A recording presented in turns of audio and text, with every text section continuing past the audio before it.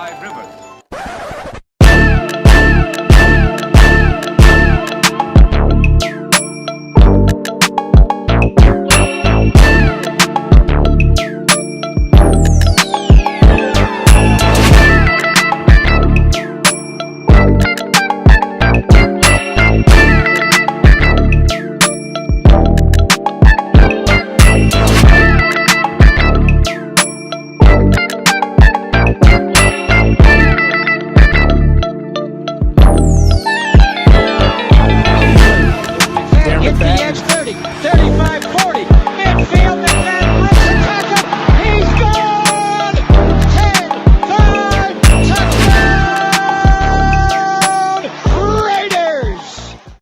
Years ago, when we came to Los Angeles, I really believed that the greatness of the Raiders would be in its future.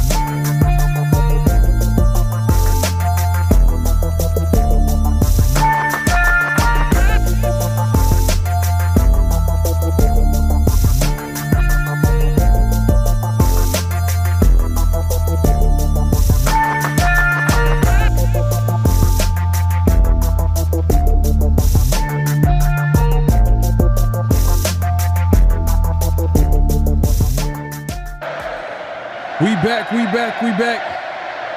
It's another edition, man. Oh, you didn't know? 50-50. Welcome to the 50-50 Show with PharoahNFL and the Severe Raider, the realest show for Raider Nation. The perpetuation of the greatness of the Raiders to take a professional football team and give it a distinct characteristic that's different from all others. Make sure to clock in, like, comment, subscribe, and hit that notification bell. Man, make sure to clock in. Make sure to clock in, hit that like button, hit that subscribe button, hit that notification bell. We got a lot to talk about. Man, I thought we were just going to talk about the game, you know what I mean? It was just another Raiders loss, but hey, look, Davante Adams officially traded today. Tom Brady, Richard Seymour, minority owners, whatever that's going to be. Obviously, knowing Mark Davis, he likes to listen to, his advisement team, and now he has some all-time greats who are owners. I wish it was former Raider players, but that's a whole different conversation for another day. But now we appreciate everybody coming through, man. We see y'all pulling up. Man, a little late start today, later than normal, but obviously, like we always say, every Tuesday evening and nights. So make sure to clock in. Like I said, man, we got a lot to talk about. Severe, man, what's going on with you, man? Oh man, a lot going on in Raider Nation right now. A lot going on, and to correct you, one of them is a former Raider. One of them is a former Raider. Oh yeah. Once the Raider, all Raider. I get it. Seymour, I know he did come in that trade, but You know what? I give Seymour because Seymour came in. He came in with I did not, but he really was a great player. You know what I mean? We kind of got him at the end of his prime, but he was a great player. Him, Seymour. Yeah. I remember Tommy Kelly. Him had like a little 1-2 combo on the inside. We just didn't have the outside presence back then. I don't know if y'all remember that back in the day, but yeah, you are right. He technically he is a former Raider. Tom Brady could have been a former Raider, but we'll get into that a little bit later. We got people pulling up left and right. Steve in the building, man. He says funny. Devante. Yeah, it's just Devante, I guess. I like what you did there. Devante, man. It sounds right. Said he don't. Okay, he don't care about the media, but has said and done things to put a narrative out for the media to chew on. Hey, man, when I say this is spot on, Steve just came in firing, man, for sure. A lot of the talk that with the trade demands, we talked about this in previous shows, man. It came from Devante. Devante wanted to leave, but we don't talk about this point too as well. It's also on the Raiders. Yeah. We hate to see it. We hate to see it unfold. We felt like Devante should have demanded a trade, or I don't know. I want to say demanded a trade, but like, just be honest. Like I rather you because he kind of left on a note where I don't know, man. It just felt like he just was lying the whole time. But the Raiders could have traded him way before. Like as soon as Derek Carr got traded, they should have looked to trade Devante because it didn't work. The offense didn't work. Hindsight is 20/20 at the end of the day. But it is what it is. We'll get into it. We'll get into all that, man. Man, hey Steve, man, he started the show off right. Starting off on fire. Raider Way in the building. He says, salute, man. Appreciate you coming through. We got Rob of Sin City. He says, let's go, Raider Nation for life, man, from Seattle. Man, holding it down from Seattle, man. My guy, man, I got to give you the... Hey, Rob, let me know did you go to that game, that overtime game with Josh Jacobs? That must have been a great game to go to on the road in Seattle. Seattle's like known for, that 12th man. You know what I mean? It gets super loud from what I heard. That's actually one of the bucket list stadiums that I want to go to, Seattle. So let me know in the chat, man. Did you go to that Raider game where was it last year, a couple years ago, where the Raiders won in overtime? Josh Jacobs had that big time run in OT. Dominique 5 in the building. He says, what's up, fellas, man? Appreciate you coming through, man. Oh, yeah, make sure to get your – hey, man, stop by and get your 50-50 Raiders gear, man. Go over there and click the link. It's pinned in the chat. If you haven't seen it, it's also pinned. It's also in the description as well. Get your latest 50-50 gear, man. Austin Avila. Hey, them boys are back. My guy, man. Appreciate you coming through, man. We got to give you the right shit. Always coming through, man, and showing love, man. Appreciate you coming through. Facts. Robert Pena in the building. Billy Davis in the building, man. Appreciate you coming through. What's going on, Billy? Man, we got the one and only. It's Myra G. See, I got a whole sound effect. I really got the whole sound effect for you because you and who else be? Oh, and smoke too. Yeah, smoke. Smoke. Y'all were on me for a minute. Say you need to get that your area sound bite. I finally got it, man. Yaya Hatamaki in the building, man. Appreciate you coming through, man. That's my guy. James Furple, as always, man, comes through. And for a while we thought it was just the Raiders, but he does leave other comments other than Raiders, man. That's the iconic one right there, man. Man, my guy, Big Mike Raider. We're going to keep it going, man. Big Mike, man. Nice. Big Mike just cooked too, man. Big Mike just did a fire show. I caught the beginning of it, so I got to catch the rest of it. Salute to Big Mike. Yeah, make sure to go check out Big Mike Raider on YouTube. Follow him all over social media. Obviously, subscribe to his channel. Man, that's our guy, man. Around the shield, man. And I'm going to talk my shit this week, too, by the way. I'm just going to say them game picks, you know what I mean? We gonna talk about it on Around the Show. Make sure to check that out every Friday. We'll have a show, so make sure to tune in. But my guy Big Mike, make sure to subscribe to him as well. Man, so we got a lot to talk about, man. We appreciate everybody pulling up. No, facts. So man, we gonna get into it. Let's start. We're gonna talk about the trade. We're gonna get into the trade, but real quick, let's just get into the last game. Like, I want to hear your thoughts because we didn't get a chance to talk. What did you think of what happened on Sunday? Like, how that unfolded? Because I know you got some stuff to get off your chest because some of these fans that, they could be really passionate about their team, which I agree with. Like, I have no problem. But sometimes it might be to a fault when it comes to the players. And one of those players is Aiden O'Connell. And how did you feel about Aiden O'Connell's performance on Sunday? Man, all I have to say is, man, keep that same energy, right? Keep that same energy. Now, I've been in these comment sections and in some of these chats, and some of these people, some of these people actually have the nerve to say, Aiden O'Connell, he played well. What are you talking about? He had a good game. Bro, y'all not watching the same game I watched. Aiden O'Connell was atrocious. And I'll give him credit. That first drive, I want to say, matter of fact, might have been the first pass he threw. I think a guy was rushing him. I think there was only maybe 3 routes on that particular concept. He had Brock Bowers coming in over the middle for a dig. He hung in there. I think he was getting hit. Still delivered the throw.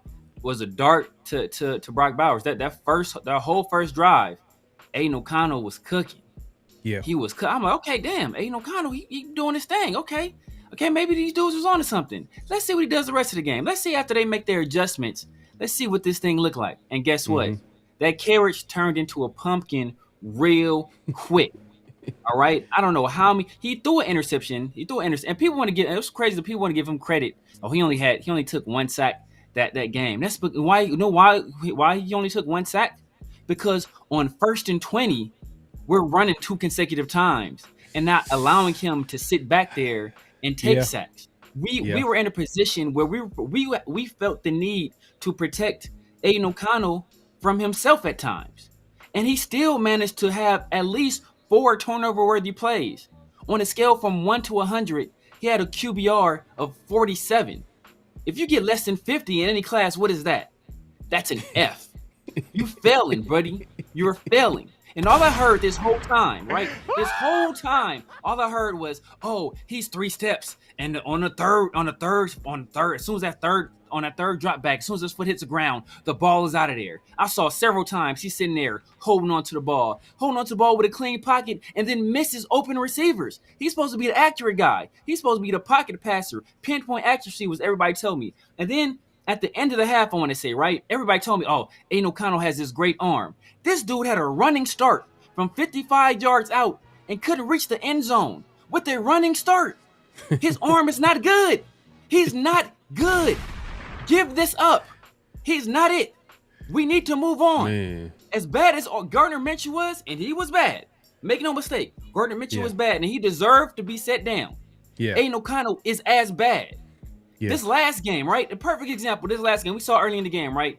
Gardner Minshew, he threw that pick 6. What was he doing? He was rolling to his left, trying to hit a receiver, trying to layer a pass over another receiver. We saw later in that game, Aiden O'Connell make that exact same throw, and it almost be picked. The only difference is Aiden O'Connell was throwing to a covered guy. In that situation, you don't make that pass, right? He almost made that exact same mistake that we saw a guy earlier throw a pick 6 on. What do they say, right? If you're smart, you learn from your mistakes. If you're wise, you learn from the mistakes of others. This fool Aiden O'Connell did neither. He did neither. It's like, bro, I cannot understand why these people can't get it through their heads. It's okay to root for the guy, but understand his limitations. Don't tell me he's the next Tom Brady. Don't tell me he's baby Kurt Warner. Don't tell me he's he has an arm better than Jared Goff. Like, what? All these takes, they aged like milk. These takes aged like Joe Biden. It is trash right now, right? Terrible. I don't want to hear from none of these people no more. I don't want to hear these people's opinions on anything else. Because the fact is, man. it's okay to be wrong. It's okay to be wrong. But when you're wrong, admit you were wrong. I was dead wrong on Brock Bowers. Dead wrong. Dude's a monster. Going to be the best tight end in the league, possibly by the end of the year. Definitely by the end of next year. I was wrong about DJ Glaze. DJ Glaze, hell of a pick. I didn't like the pick initially. Hell of a pick. He should be our future, our right tackle. But these people cannot seem to admit when they're wrong. They would rather hold on to their wrongness than move on to something that could be right. It's ridiculous. Yeah, They need to get over this AOC stuff. Yeah. I think you know what it is, man. They're just trying to figure out. They're just trying to hold on, or not hold on. I'll say trying to be hopeful that the guy who could be the quarterback of the future is already in the building. They thought that it was AOC. We drafted him last year. I think the best that I've ever seen AOC play was probably the 2023 preseason. That's the best. I think when I seen that, I was because I wasn't huge on the pick when we drafted him, but then I seen him in preseason. I'm like, man, if this dude could build off the fact that he has he's really accurate passer, doesn't have the biggest arm, but if he can get it done in the pocket, hey, he could at least be serviceable. But he hasn't looked good ever since then. I mean, there was moments in 2023 season he had some games where he played solid. You know what I mean? But it not enough where you could put him out there consistently and win some games. To be honest with you, like, we kind of knew this. You know what I mean? A lot of y'all in the chat, it's only some of y'all that probably had a lot, like, really was like, oh, AOC is going to win us a Super Bowl. There's probably like a select few. This is not for the majority in the chat. It's a very loud minority. A very loud minority. And before, I don't want to cut you off, but I just want to do this. I want to, right here on the 50-50 show, I want to issue a public apology because I am deeply sorry that I offended this person because I said Aiden O'Connell could be Chad Pennington. And Chad Pennington, my deepest and sincerest apologies for ever comparing Aiden O'Connell to you. Aiden O'Connell wake up and think he's Chad Pennington. He better slap himself. Never in a million years can he be Chad Pennington. He's going in, man. But nah, hey, look, I get it. We look. If y'all didn't pay attention to us in the offseason, what were we talking about? The quarterback position. What were we hoping that the Raiders draft at number 13 or trade up? Quarterback. After pick number 13, what were we hoping for? Get a quarterback. When we didn't draft a quarterback, what were we hoping for? Hey, maybe they can trade for Hendon Hooker or Malik Willis, or, it's not that we felt like without a doubt that these guys were franchise guys, is that they at least have some level of potential that we can probably be like, you know what? You put them in the right system, there might be we could see some success because we feel like the guys in the building at best are backup QBs. So that leads me to this. Do you think this is all part of the plan? Because we can all see it, right? We can all see that, AOC and Minshew, talent-wise, they're not like the best in the league. You know what I mean? It is what it is. We try to, like, maybe it can work. Maybe if the defense was top 3, top 5, the Raiders can win some games. But the Raiders defense has been a disappointment as well. They're not top 5. They're not top 10. They're not even. I'm not sure if they're in the top 20 so far. Just because the amount of plays that they're giving up in the run game, that's a whole different conversation for another day. But they've been a disappointment. But that being said, that leads to Raiders not winning enough games because the offense ain't going to be there because we don't have the quarterback to carry us to wins when it come down to it.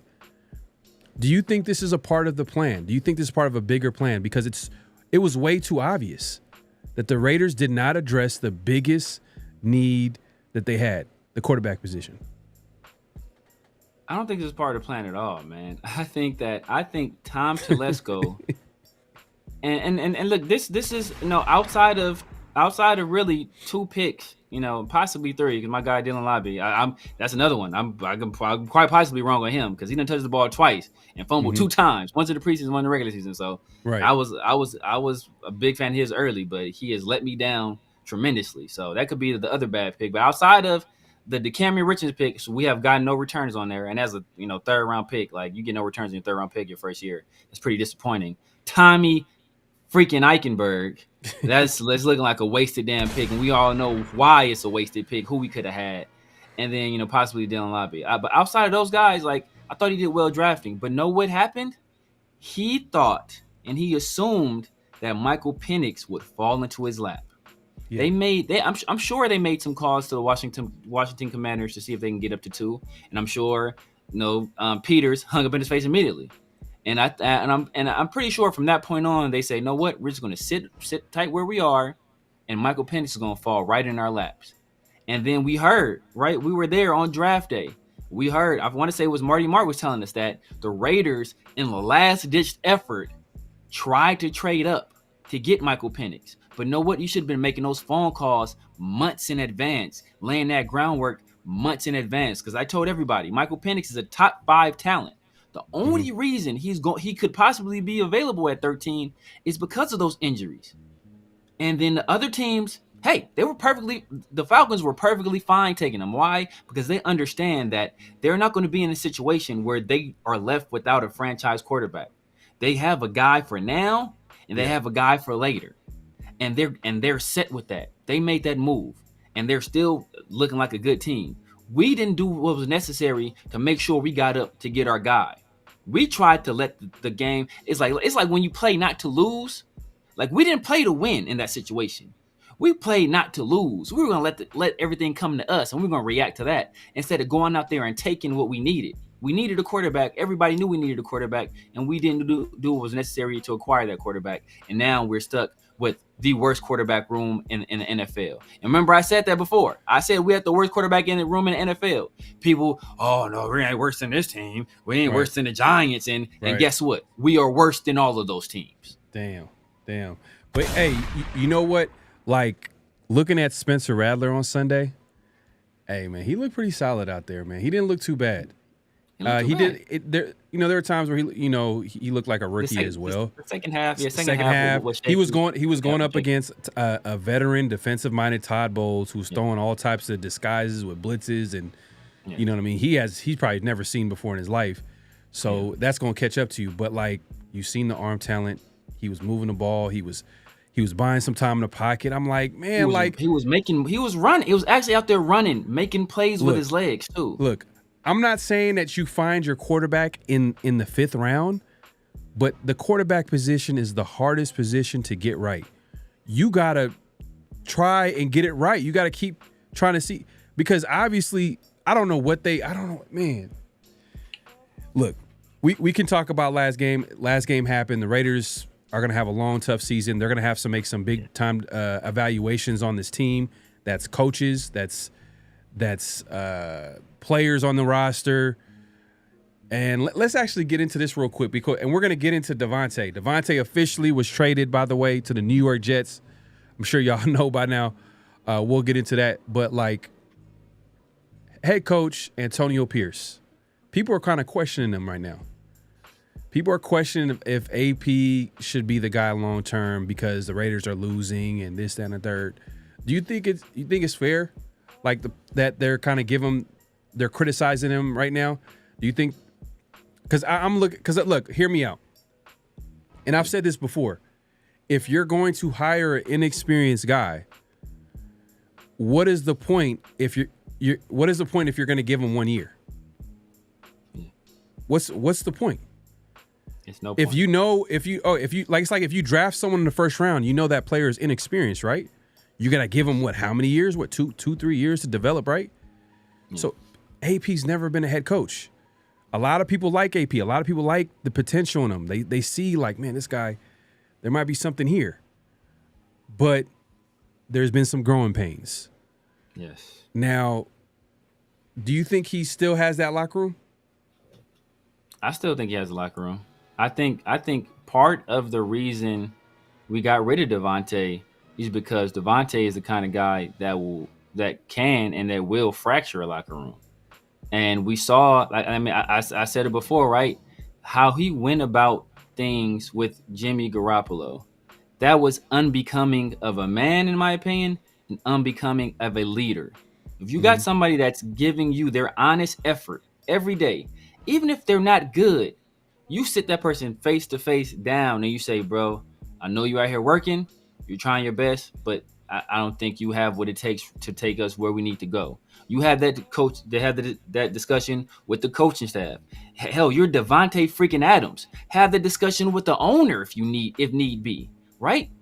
But instead of doing that, or maybe and as well as doing that, maybe he did that. But as well as doing that, he was knifing this dude in the back every chance he got. And that's not the kind of person I want in my locker room. A person that's going to talk dirty behind my back when I'm at my lowest, bro. That's not a leader. We all know Gardner Minshew was not that guy. Gardner Minshew had struggles early in the season. What did Max Crosby do? He got out there, he bigged him up, right? Like and what happened? That won us a game. And I don't think in terms of Antonio Pierce, I don't think Antonio Pierce is above being criticized, bro. He's not doing a good job so far, or this team is not performing to, actually, I can't even say to expectations, because the media writ large expected us to be pretty bad. As Raider fans, we thought we were going to be better than what we were. But for the most part, we're right in line. The media, a lot of them said we was going to be a 5-6 game win team. And that's basically what we're on track to do. So in terms of the outside people, what they predicted us to be, we're right on schedule. It's just we had our own different expectations. So Antonio Pierce is not above being criticized, but I think it's way too early to call for his job, right? Like, we understood that the intricacies of being a head coach, he had to work on, right? It's the clock. A big thing I harped on all last year. I even still give you some stuff about it when we doing Around the Shield is your clock management. I'm like, bro, you Antonio Pierce on this clock, bro. And that's been, and his timeouts and his challenges. That's what all stuff I brought in up, before we hired him. These were issues. I thought he rectified the problem because he hired, I want to say the guys, Matt Sheldon. He hired that guy to basically help him with those in-game decisions, right? He brought on a guy like Marvin Lewis to help him with those in-game decisions. He talked to Tom Coughlin. Damn it, he said Tom Coughlin is his alarm clock. I remember somebody said he doesn't talk to Tom Coughlin every day. Well, he said himself, Tom Coughlin is his alarm clock. Sometimes Tom Coughlin forgets he's on the West Coast and he's on the East Coast. Tom Coughlin call him at like 4:00 in the morning. He talks to these people on a regular basis. So he's surrounded himself with the people that you would think would help him be better at these decisions. It just hasn't happened yet. And sometimes it takes, sometimes you learn. You can learn from mistakes, or you can learn from the advice of others. And sometimes you got to put your hand on a hot stove, burn your shit, and realize, oh damn, like I don't touch that stove anymore. So and it's a balance. Like it's a fine balance. You got to know when to go for it, when not to go for it. Like he went for it early. Hey, it's 50-50. And early in the year he went for it, and what happened? He got burned. And he's like, he's been gun shy ever since then. Like in certain situations, we thought he should have gone for it. He hasn't gone for it. And I think it's partly because that one instance against the Chargers where he went for it in Charger territory or in our own territory, and it backfired on him. So I just think it's all going to be a growing pain, man. He has to learn he has never been a coordinator. He's only been a high school coach. It's going to take some time.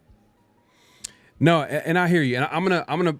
It's 50-50, man. So sometimes what we like to do here sometimes is show different perspectives. Obviously, Severe, he's strong in his perspective. I'm going to play devil's advocate because I'm not out on AP. I'm just going to say that just right out the gate. I'm not out on him. But am I concerned? Yeah, I'm concerned. Yeah, you know how many coaches I've seen come through here and just, golly, you're just looking at it like, God, what is this guy doing? You know what I mean? We still got trauma from last year with Josh McDaniels. John Gruden wasn't perfect. We all know the short yardage and red zone was an issue with John Gruden. McDaniels we thought was an offensive genius. He was offensive nothing with the Raiders. And then you can keep going back and back further and further to the previous coaching staffs. Like, it's been a revolving door with the front office and coaching staffs left and right. So when we see AP and we see him make mistakes, I think a lot of people, I can understand the frustration, because I'm not gonna lie, that Amir Abdullah run, that looked like it might have been a touchdown. It was. And the offense was hurrying up. As a coach, what are you doing? You got the mic. Yeah. AP, you got the mic. You got to let the players know, slow down. Do what you got to do. Let the offensive coordinator let AOC know, or call a timeout, something. That was a touchdown. Definitely a touchdown. And that's on AP. And then you look at, all right, it's all about accountability, right? It's all about accountability, right? AP's not the offensive coordinator, right? But he hired him. He hired him. And then in his one of his, I don't know if it was in his opening presser or one of his pressers, he brought up the fact like, oh yeah, man, when we went up against the Bears, we couldn't stop them. Yeah. But I'm like, if you talk to Chicago Bear fans, they were like, good riddance. Thank God. You know what I mean? And we see why, because we could see you mentioned that 1st and 20 play where the Raiders went. I remember that. Bowers caught a one-hand catch. We were going crazy. Raider Nation probably going crazy. Man, that was a great catch. Holding on the Raiders. Yeah. Go all the way back, 1st and 20. Back-to-back running plays. Yeah. That's on Getsy, but it might be a little bit on AP too. Because the commentator during the game, he made a great point. AP the whole week was preaching no turnovers. And, it kind of came out in the game where they were a little bit conservative. They weren't really aggressive.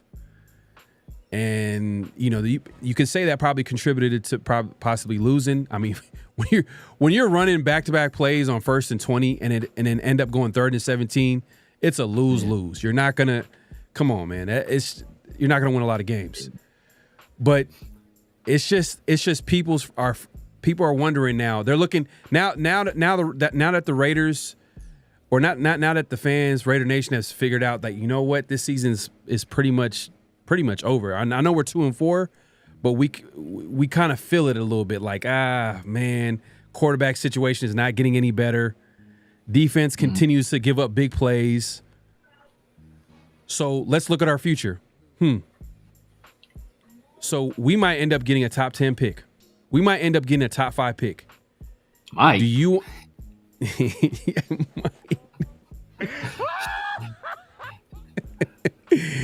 Hey man, like at this point, yeah, there's a really great chance that we're gonna get that. But what I'm saying is that like they start thinking about like the quarterbacks and like, oh, okay, we can get this quarterback, but then who's gonna be there coaching?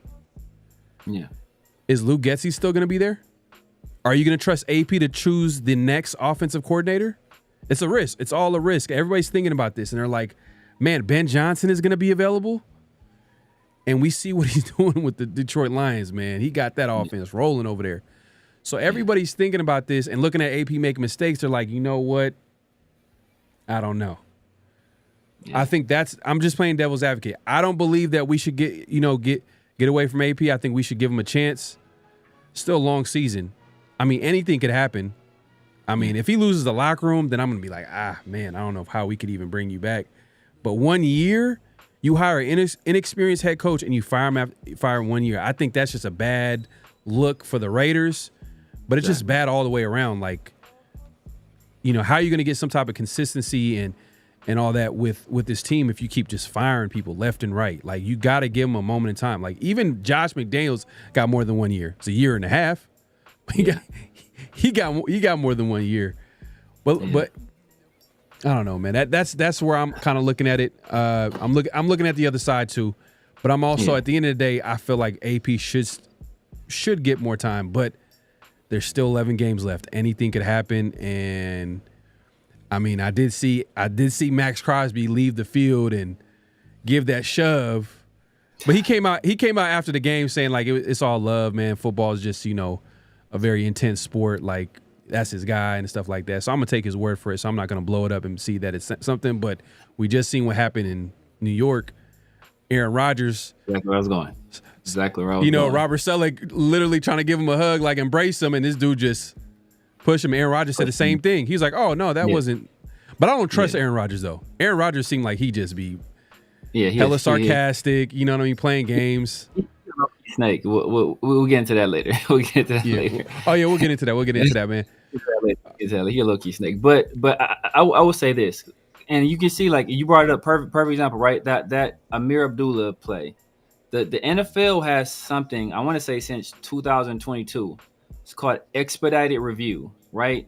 Where if there is a play where there is a basically an obvious official error, it goes to New York. They review it. They can reverse the call, and you don't even have to challenge it. And that's a situation where if you're not in a hurry up trying to keep the Pittsburgh Steelers in a certain personnel package, if you just let that play develop, you might have had an opportunity for you to get an expedited review and not even have to use the challenge. But they were so busy trying to hurry up that they cost themselves that opportunity. And in terms of, I would say this for Antonio Pierce's defense, right? His first choice to hire was Cliff Kingsbury, and we couldn't hire him. And why we couldn't hire him, that was out of his hands. Yep. But I would say part of the reason why we were going to find it difficult to hire an offensive coordinator is twofold, right? We had that survey done by agents and by executives in the beginning or before the season, right? And they said the Panthers and the Raiders were by far the most dysfunctional franchises in the NFL. And one of the things they cited, as I said, would happen was Josh McDaniels firing. And I said, agents don't care what the fans think. They don't care about the product on the field. They care about what's a destination for their client to have security and stability. And the Raiders are not a team where anybody has ever had any security or stability, unless you were one of Al Davis's like pet players that he kept around forever, Right. And like you was Jeff George for Al Davis. Like he stayed around for some reason, right? Yeah. But other than that, like nobody ever has security or stability with the Raiders. And the second part is there isn't an offensive coordinator in the history of the sport that looked at Gardner Minshew and Aiden O'Connell and said, you know what? Sign me up for that. Like, no, they're not going to stake their future head coaching prospects or the future of their employment in an NFL on either one of those guys. So, like, a lot of the serious candidates said, you know what? I'm good. I'll pass on that. And we're stuck with who we have. Yeah. Nah, facts. 100%, man. And look, man, we could talk about last game, and like it is what it is. Raiders lost, tough loss. But it's the truth. First quarter of the season usually tells you a lot about the team and how the season is going to go. And the Raiders are not a good football team right now, and they're probably not. There's certain things about them they're not going to get better until after the season. So, like we mentioned, quarterback is the obvious elephant in the room. Offensive line we need to add some talent there. Defensively, we're not as good as we thought. Jack Jones got embarrassed. Man, Jack Jones, man. You know what? You kind of was the first to like kind of mention this. Like if AP's not there, Jack Jones got to go. He has to go. But that's a whole different conversation. He's not working under AP, let alone under another coach. Yeah. That's a whole different conversation, man. But look, Raiders need to get better. And like we said, this from here on out, it's straight evaluation. Whether the coaching staff, offensive coordinator, offensive line, I want to see some of these. I want to see young players play. Be honest with you. Let the young players play. I want to see what some of these players can do. And hopefully the Raiders get their draft pick. You know what I mean? And shout out to Raider Primos. He actually sent me a message here. I wasn't able to get it on the show in time, but I'll just read it off. So he kind of put out like he listed all the quarterbacks from each division and where they were drafted. Yeah. And I'm looking at a lot of these quarterbacks, and I'm like, man, a lot of these quarterbacks were drafted in the first round. Most of them. 71% of starting NFL QBs are drafted in the first round. 65.6% of those NFL QBs are drafted after the 2015 season. So the Raiders need to get with the times, man. We need to get our quarterback of the future, and it has to be we got to draft them early. You're looking at like some of the most successful teams in the NFL. They're drafted in the first round. And you know what? Someone in chat, I gotta say this too as well. Someone I forgot who was. Someone left a comment about Lamar Jackson. Man, has this dude turned the corner? Man, is this going to be the year? This dude is playing out his mind, man. But Derrick Henry too, though, bro. Derrick Henry is destroying the league too. So it's like they got Lamar and Derrick Henry. But to Primos's point, right? And this is a point I bring up like constantly. You look at all the teams that were in the playoffs last year. Only 3 had quarterbacks that weren't drafted in the first round, if I recall correctly, right? It was Brock Purdy. And we already know the situation. We already know the situation. He's over there with Kyle Shanahan, right? He's in the quarterback's dream. Dak Prescott and Jalen Hurts. And Jalen Hurts was a 2nd-round pick. So all the other quarterbacks in the playoffs last year were 1st-round picks. So it's like people want to point to these, like, I know you point to a guy. I'm even gonna say it, put him out there, but you point to a guy that said, "Oh, these late round quarterbacks, these are the ones that are like, bro." No, the data doesn't back that up, right? So I know that guy likes to stick on that point, but the data doesn't show that that's the truth, right? We have outliers, but those exceptions prove the rule that you need to draft a guy pretty high if you want a guy that's going to work for you, right? With the guys you can think of as like Montana, I think Favre was technically a 2nd-round pick, but he should have been a 1st-round pick, but he had character issues. And then you take a look at Brady. I'm trying to think who else. Steve Young was a supplemental draft, so he really don't count because I think he got drafted high in the USFL, and that's the only reason why he didn't go high in the NFL draft. So but very few instances have you had guys that are late round success. Most of the guys are basically 1st or 2nd-round picks. And that's what we have to do, right? We had the opportunity to take a chance on a late round guy that, in my opinion, had 1st-round talent. People just had character concerns about him, and we chose to go with the unathletic linebacker that can't cover in space. Beats me why we would do some stupid stuff like that. Yeah. I hear you, man. And yeah, you mentioned Tom Brady drafted in the 6th round. Part of his story, when they talk about Tom Brady, he was drafted in the 6th round, and this dude became one of the greatest quarterbacks because that's not supposed to happen. Exactly. It's not supposed to happen. So you want to, the draft is not a guarantee, by the way. If you look at the draft, there's a lot of players. I forgot. It was a great article about like the success rate of draft picks, and it's not that high. It's not as high as you think as far as guys that's taken in the 1st round or whatnot, right?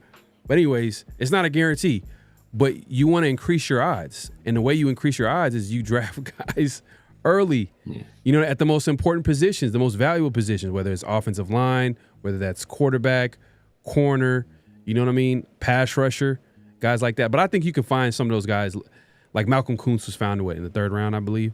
3rd round? Yeah, 3rd round. But quarterback, though, man, hopefully this is the year the Raiders actually make that move.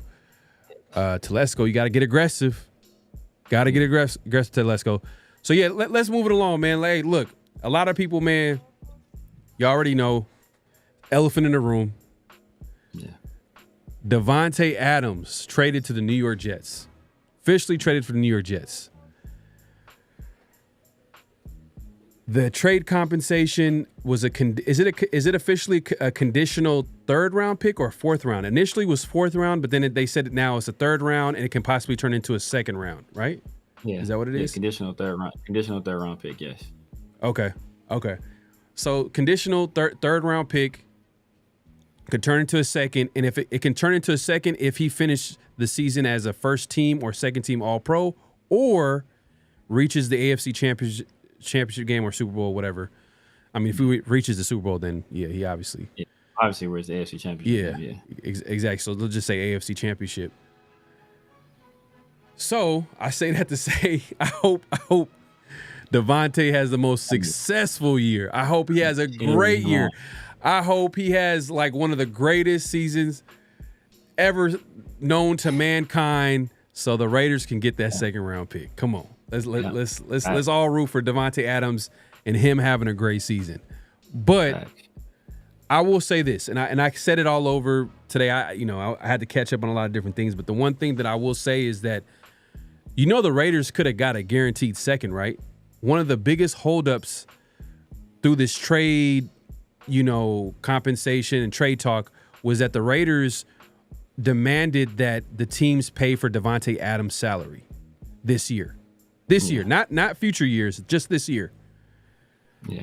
So I'm like, man, if the Raiders just paid Davante Adams' salary this year, then we could have got a guaranteed second. We don't have to wait for, possibly if Davante gets first team All-Pro, second team All-Pro, or gets the AFC Championship game. The Raiders could literally have a second round pick, maybe higher, maybe a conditional second, and it could possibly become a first. I'm just saying. I'm just speculating, but for sure, I think they could have got an official second. So that's the one thing that I will say and critique is that I felt like we could have got more. I feel like we could have got a better deal if the Raiders, Mark Davis, just could have just paid his salary. It's not like he doesn't have the money. Exactly. Shout out to someone in the comment. They said I was pocket watching. Hey, man, it's sports. It's sports. We gotta talk about it. But Severe, what do you think? What did you think of the trade? I think we did about as well as we could. I was a little mystified just because, like, all offseason, right? We talked about the Jets being a possible trade destination for Davante Adams. Remember, right? We had, I want to say, it was either a flag on the play or a notable quotable when Aaron Rodgers, he said, "Oh man, I can't wait to play with Davante Adams again." And this was like before the season, right? And so like this stuff has been going on behind the scenes this entire time. And we speculated at that point, Aaron Rodgers was we thought he was at the height of his powers. Maybe he still got a bunch of power, right? We thought he was at the height of his powers then. We thought, hey, they got a pretty high draft pick. Like, we can conceivably extract a draft pick out of him. So why are we not making it's like he's not on our timeline. We should just make this move now. And we elected not to do it. And part of the reason I'm sure we elected not to do it is because his public-facing persona, Davante Adams, kept saying, "I want to be a Raider. I don't care all these people keep asking about these. I don't care how many times you guys are going to ask me about it. I'm going to give you the same answer. I want to be a Raider," and yada, yada. And it was all BS. It was all nonsense. So, I mean, and I'm usually a defender of Mark Davis, right? I think he gets way too bad of a rap in terms of owners because, like, if you look at where the Raiders have come from to where they are now, we are in a completely different place in terms of infrastructure.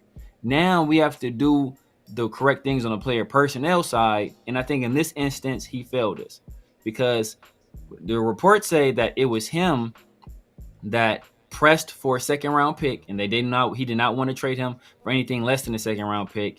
But it was also him that did not want to pay any of Davante's salary, and he didn't want to pay a salary for him to go somewhere else and play. So he put Tom Telesco in a pretty tough situation right there. So this is one of those situations where I got to criticize Mark Davis, like, and he is the guy that writes the check. So like at the end of the day, it's his team.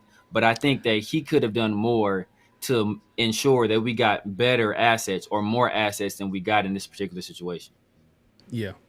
I think Mark was a little short-sighted in saying that he didn't want to pay this year's salary. But I understand, like, hey, he's like, I'm going to trade you to another team and pay you to play for another team. I'm not doing that. That's Mark. I understand where he's coming from. But if he was looking at it from a long view, hey, if we get a second-round pick, that is a lot better than a third-round pick as far as trading up to get your quarterback in the future. Exactly. I mean, Mark, yeah, it's nice to be courtside and talk to Shedeur Sanders, but it's even better when you have a second round pick to possibly draft a guy like Shedeur Sanders or someone better. You know what I'm saying? Yeah. But it is what it is. Raiders, like I said, I'm hoping for Davante Adams to have the best year of his career now that he's playing with his boy Aaron Rodgers, and we'll get in. Well, actually, that's a good little segue. That's a good little segue. And shout out to White Tyson, man. We see y'all comment. The comments are going crazy. Yeah. Appreciate everybody coming through. Make sure to click in, hit that like button. I think D Mokes had a super chat. It's man. Yeah. Let me read this White Tyson real quick. Since I shouted you out, you would expect the team to at least fight hard. That's what AP is supposed to get out of these guys. Like, lose a close game. Damn. our roster with these injuries, though, nobody winning. It's true. Facts. It's true, man. It's true. Facts. Appreciate you coming through. D Mokes, man, shout out for the super chat, man. My God, man. He says, what are the total numbers of QBs the Raiders took in the first round? Whew. Man, the last time I think the Raiders drafted a first round QB might have been Jamarcus. It was Jamarcus was the last time. It was Jamarcus. Then before Jamarcus, I want to say it was Todd Marinovich. Then before that, I want to say Mark Wilson. And before that, and technically he didn't play quarterback for us. The reports have it that he beat Kenny Stabler out in training camp, and then Al Davis didn't want to start him at quarterback. But Eldridge Dickey was a guy that was a quarterback that we drafted in the first round. The same year we drafted Kenny Stabler. A lot of people said he beat Kenny Stabler out, but they ended up giving a job to Kenny Stabler. Eldridge Dickey, they moved him to wideout. I think he washed out of the league a few years later. But so that's 4. I don't know if I'm missing anybody. So Jamarcus, Mark Wilson, Todd Marinovich, Eldridge Dickey. That's the only ones I can think of off the top of my head. Okay. Yeah, man. Look, just think about what he just said. Jamarcus Russell, Todd Marinovich, Mark Wilson. They ain't been good. But it's been a long time in between that time, and it's not like those guys were the answers at quarterback. And the Raiders still were not even trying to address that position. They were trying to attack it in different ways by signing a free agent. We got a quarterback in the second round, had him for like 9 years. Seen that there was a ceiling there. Finally parted ways. Now we're kind of going through a lot of different quarterbacks. Quarterback position is hard, man. Hey, if you've been following the Raiders long enough, man, you already know, man, it's a tough position to get right. But hopefully the Raiders do it this year, man. Hopefully they get that quarterback in the future. Real quick, man, Severe, if you want to go into the chat real quick before I get to flag on the play. Yeah, man, I see some people asking. I think the question was about who we drafted in the first round. I think somebody is talking about Terrell Pryor. He was a conditional, or he was drafted in the supplemental draft, and he was a 3rd round pick. So yeah, he's not wouldn't be a 1st round pick. I believe only his last pick, and I believe if I'm not mistaken, it was only those for those 4 guys, right? Because Kenny Stabler was a 2nd round pick. Derek Carr, 2nd round pick. Jim Plunkett, free agent. Rich Gannon, free agent. Jeff Hostetler, free agent. Jeff George, free agent. Kerry Collins, free agent. Aaron Brooks, free agent. Like most of our quarterbacks have been free agents that we've drafted. Yeah, Jamarcus Russell was the last one, and we shouldn't have picked him. We should have picked Calvin Johnson, but I'm not gonna reopen those old wounds. Man, I don't even want to think about it, man. But look. Yeah. The Raiders still got to draft their guy in the first round. It's just we just don't want to think about Jamarcus Russell right now because that was everything that could go wrong went wrong with that pick. But appreciate the super chat, D-Mokes, man. Appreciate you coming through. But it's that time, man. It is that time. It's flag on the play. 69 offense. He was giving them the business. Hey, man, it is flag on the play, and this week, we got a couple. We got a few. We got more than a couple. And it's a lot to talk about. So let's start. If Severe, if you want to give the intro to this first flag on the play. So there was an intense game Monday night. Shout out to my guy, Big Mike Raider. He was Nostradamus that day. He said the loser of that game will be the winner of the Davante Adams sweepstakes, and true to form, he was absolutely correct. Hey, he was right. Shout out to my guy there. We had to take a look at his game predictions. I'm not sure his game predictions was quite as right, but we'll get into that on Friday. We'll talk about that on Friday. Man, damn. But Aaron Rodgers did what Aaron Rodgers has been prone to do this year, and he threw a late interception to essentially finish off the game and erase any opportunity they had at beating the Buffalo Bills. And if you see the play, he did after the play. We'll take a look at the play, and we'll take a look at his description of the play, and you'll kind of see that how he handled it is not a way I think you should handle it as a leader or as the quarterback of a team. All right, so here's the play in question. So you see Aaron Rodgers drop back, launches it, and, Mike Williams slips, and there's an interception. All right, so that's Aaron Rodgers. He's obviously disgusted. He's mad, whatever. Who cares, right? Yeah. So then we go to Aaron Rodgers after the game. Aaron Rodgers after the game. Here we had to say. Can you go over that pass to Mike Williams, the last one that was picked off? What about it? What specifically did you see on the throw? How would you throw out? There's two verticals, Allen's down the seam, Mike's down the red line. So I'm looking at Allen. He puts his hand up, three guys go with him, so I'm throwing a no-look to the red line. And when I just peek my eyes back there, he's running an inbreaker.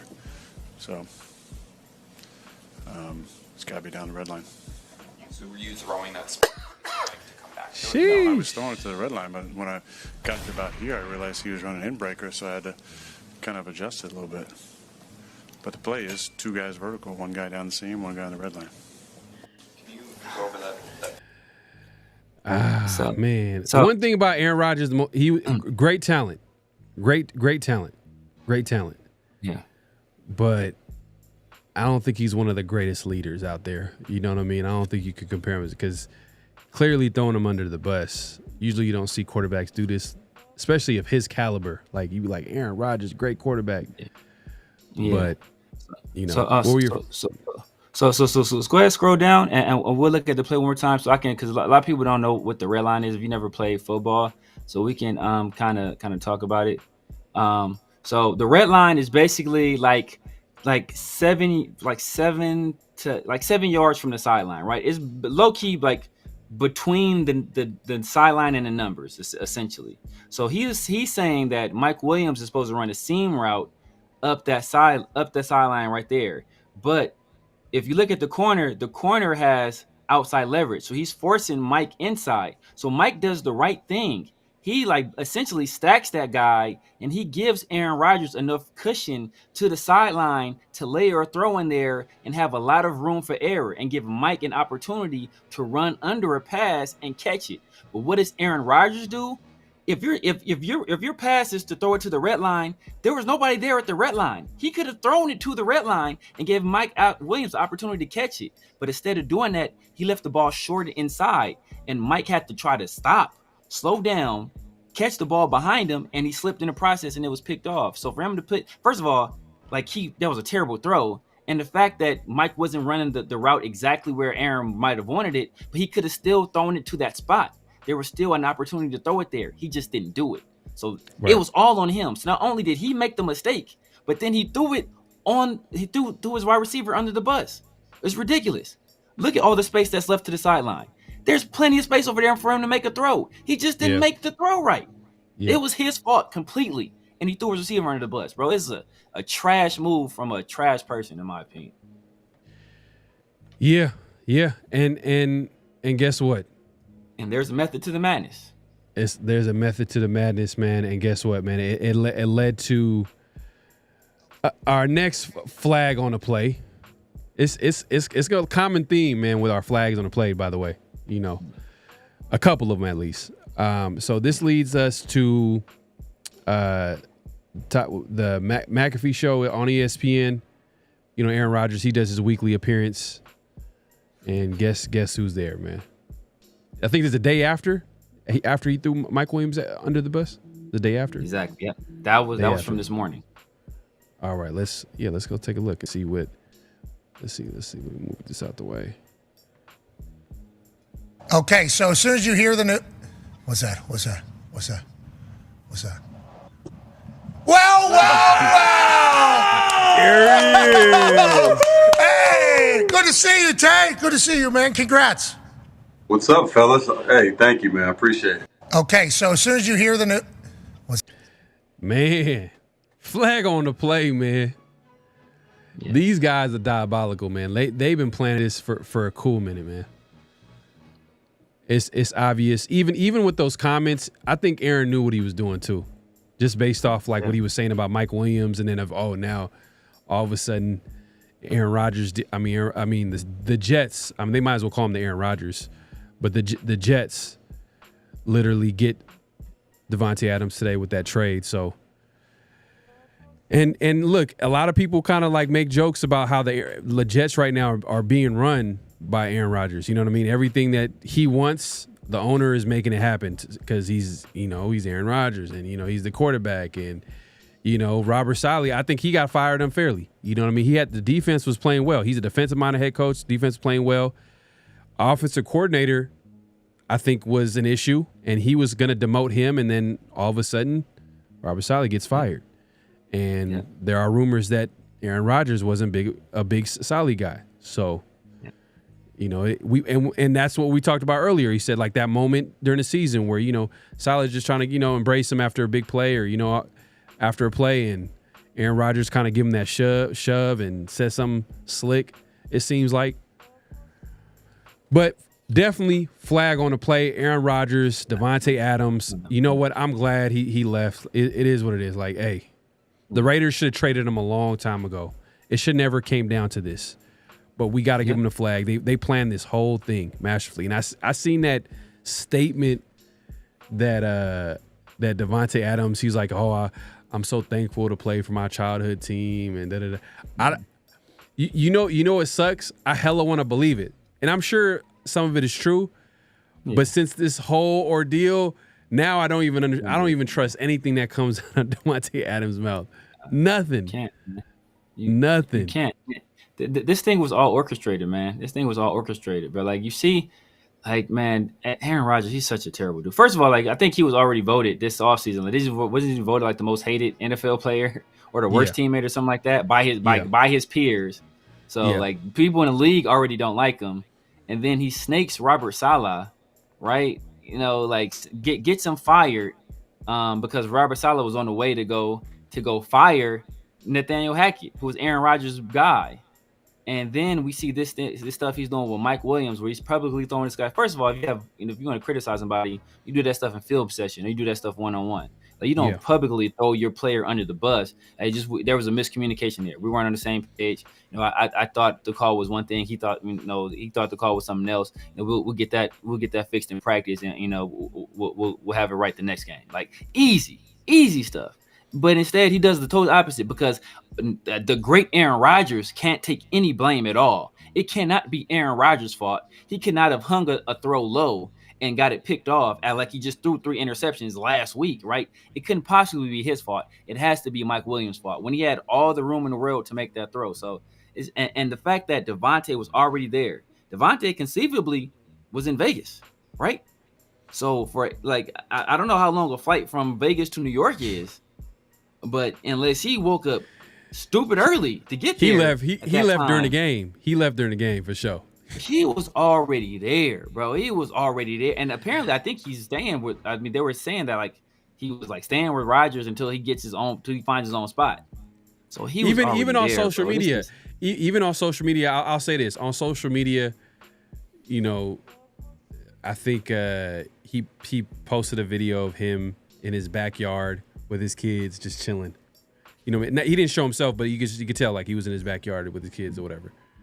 But that might have been it. See, I can't even believe that. That was probably a pre-recorded video from Saturday, and he posted it on Sunday, and he was on a flight on Sunday having us believe that he was in the backyard, with his family. You know what I'm saying? Like that. Because you could do that. You know what I mean? You can do that on social media. You could post videos and make it seem like you were there. That's why you don't want to believe everything that you see on social media. People are fronting and trying to project things. It's like, it's just like I said, at this point, I don't believe anything that comes out of Davante Adams' mouth. But shout out to Raider Smoke, man. He says, appreciate you coming through with a super chat, man. He, as always, man, Rodgers proven once again he's the NFL's biggest a-hole.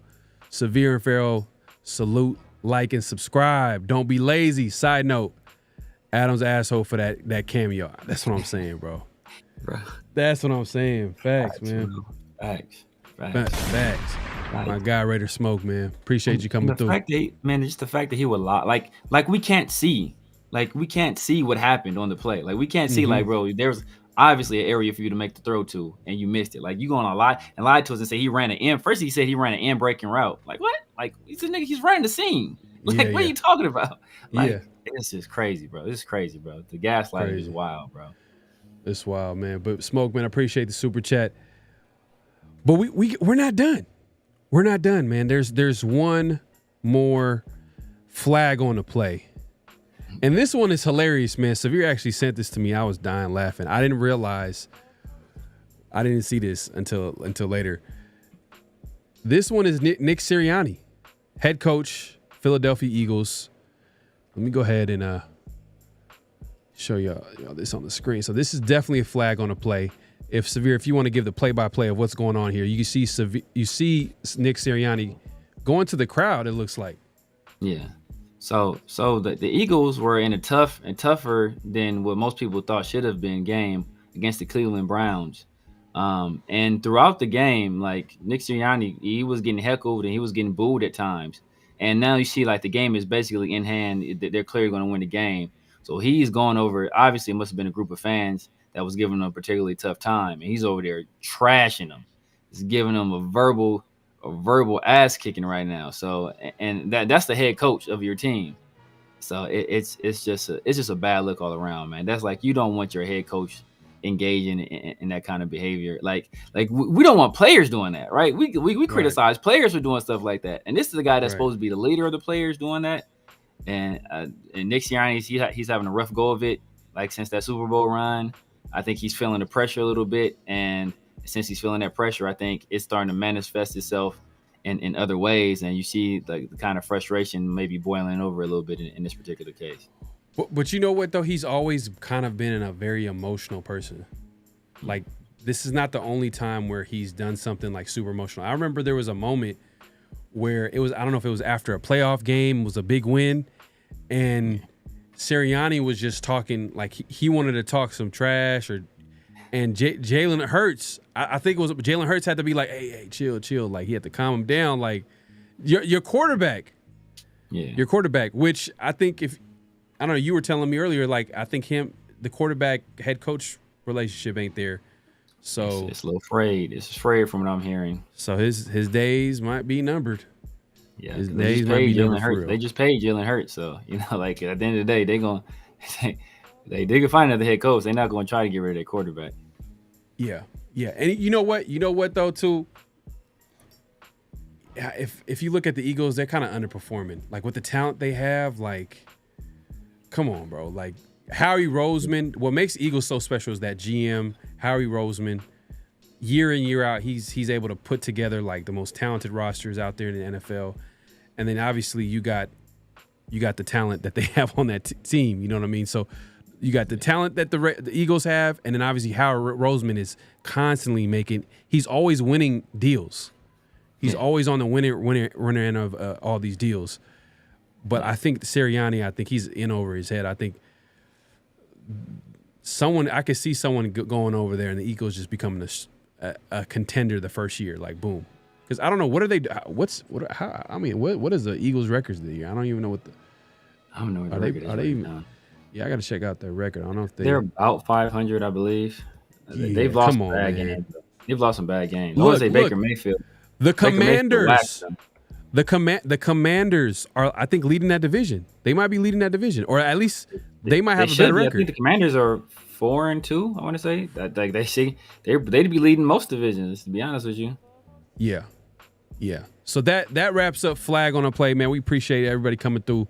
Make sure to clock in, hit that like button, hit that subscribe button. Nick Sirianni, he gets a flag, man. We gotta do something visual for the Flag on a Play, man. But shout out to the Eagles are 3-2, by the way. You said it again? They're 3-2, by the way. Oh, 3-2. Oh, okay. They had a bye week this week. Okay. Yeah. So we'll see. We'll see how it shakes out. But shout out to Avakazi Raider, man, with the super chat, man. Appreciate the super chat, my guy. Here's a joke for Severe, baby Kurt Warner. Bro. A little inside. Nah, man, there was some people that were calling. They were saying Aiden O'Connell was baby Kurt Warner. They were saying, like, he was, like, they were saying he was baby Kurt Warner. Like, literally, they were saying that's, like, this is what I'm telling you, bro. This is the stuff of stuff that like I don't want to be critical of Aiden O'Connell. He seems like a perfectly nice guy. But we have these people having these like people calling him the next Tom Brady and baby Kurt Warner, and he's better than Jared Goff, or he has like it's like come on, man. Yeah. Come on. Yeah. Yeah, man. We look. Oh yeah, all good, D-Mokes, man. Appreciate you coming through and supporting the show, man. Everyone root for the Jets to win. Exactly, Michael. Man. Exactly. This is the mission. Raider Nation. Oh man. Oh man. Aaron Rodgers hit you. Aaron Rodgers hurt you fucking. He threw some. Yeah, man. Hey, everybody in the chat, if y'all haven't gone over to subscribe to Afakazi Raider, man, he has a real cool show, man. Oh man. Unique. So everybody go out over there and sub to my guy Afakazi Raider. Yeah, definitely go over there and support Avikazi, man. He's been doing it for a while now, man. Make sure to support the guy. Subscribe. But I'm over here getting attacked. The Raiders are getting attacked everywhere. I'm getting attacked over here. I'm getting some technical difficulties, man. That was crazy. That threw me off a little bit. Whew. I thought it was going to be I thought it was earth. I'm out here in the Bay Area. I thought it was going to be an earthquake. I thought it was going to be something crazy, but remember the time that we was doing around the shield and the wind was oh yeah. But you know what? That to me, that was just my sense of humor. It's sometimes it's the most subtle things. Sometimes very subtle. And like I thought someone was actually trying to walk up on Mike. That fool Pharaoh laughed for like 5 minutes straight. Oh my goodness. That was a great laugh. That was a great laugh for the show. It was a great laugh. Man, that was crazy, man. I gotta check out. I know, man. Get you some Gorilla Glue or something, brother. Something. Shout out to Steve, man. Our second round picks have been disappointing. Hey, well, you don't like JPJ? Yeah. I mean, he's talking about the past. He's talking about the past, not the present. The past. So we look at last year's hit or miss. Michael Mayer, he hasn't played, so that was a bad one. But we've made some reaches though. That's the problem, Mayer, though. Bro. Yeah. We've made some crazy reaches in the draft in the second round. Morrig was the second round. Merrick is solid. He's solid. You know, we can do with some improvement there, but he's solid. I'm trying to think who else. You think about like Obi Melifonwu, second round pick. That's a year where I said we should have drafted Zach Cunningham. Who else? Another second round pick. And what's my guy? PJ Hall. Oh my God, that was a tremendous reach right there. We've had some bad second round picks, definitely. Dirk Zink says, I would have said to the Jets, take Getsy along with Adams. We get Nathaniel Hackett back in a second rounder and pay Adams' salary. I do not want Nathaniel Hackett, bro. The dude just got demoted. You know what he was trying to do? I see what Dirk is trying to do. He's playing chess, not checkers. If we get stick Devante over there in a bad situation? Bad situation. Nah, bro. I want Devante to go to the Super Bowl. No, but he's saying that we would have got a second rounder and pay Adams' salary. Oh, okay. I'm good with that. So we get Nathaniel Hackett. Obviously, offense is going to be terrible. We don't win a lot of games. We probably get like a top 5 pick, guaranteed top 5, top 3 pick. Very true. And we got an extra second rounder, or if we want to trade up, we got the extra sounder. You know, Dirk, I'm giving you credit here. I'm trying to give you a little bit of credit. I don't know if it's more than I should give you credit, but I see where you're trying to go with it. I see somebody in the chat that brought up a name. They brought up Mario Edwards Jr. But you know what that reminds me of? Mario Edwards Jr. He's still in the league. He's a starter in the league. I want to say he's playing for the Texans. The other guy we drafted too. The other guy we drafted. It was a second rounder. The other guy we drafted too, that was a D end. I want to say he plays for the Giants. I don't know if he's a starter though. He's still in the league. Oh, you talking about? Did we get him in the second round? You're talking about he's a second round pick. Someone in the chat probably will know the name. Mario Edwards starts with the Texans. Was it Giants? It was. Oh man, It's gonna come out. It's someone gonna the chat is always on it. They're gonna Jihad Ward. They got it. Jihad Ward. Jihad Ward, man. Shout out to the chat, man. Shout out to the night crew, man. I believe he's still in the league too, man. The night crew is on it. But I think he's still. I want to say he's for the Giants. I believe. I'm not mistaken, or at least he was last year. Yeah, I'm not sure if he's still playing with them, but like, hey, McKenzie, low key, he has some players that played for a long time in the NFL that we didn't even expect to play that long. Like, obviously Derek Carr is the obvious one, and Khalil Mack, but they were drafted in the first couple of rounds, and Derek Carr was the quarterback, and we all know that. But like guys like Mario Edwards, John Ward, T.J. Carey had a solid career. You know what I mean? The Gabe Jacksons. I mean, it was that one draft, but then there was other drafts too where he had some players, but he had some misses too. I ain't gonna front. Big misses. If you want to talk about second rounder, it wasn't a safety or corner that we took. I think he just played like 1 year. We never seen him again. Obi Melifonwu. Oh my God.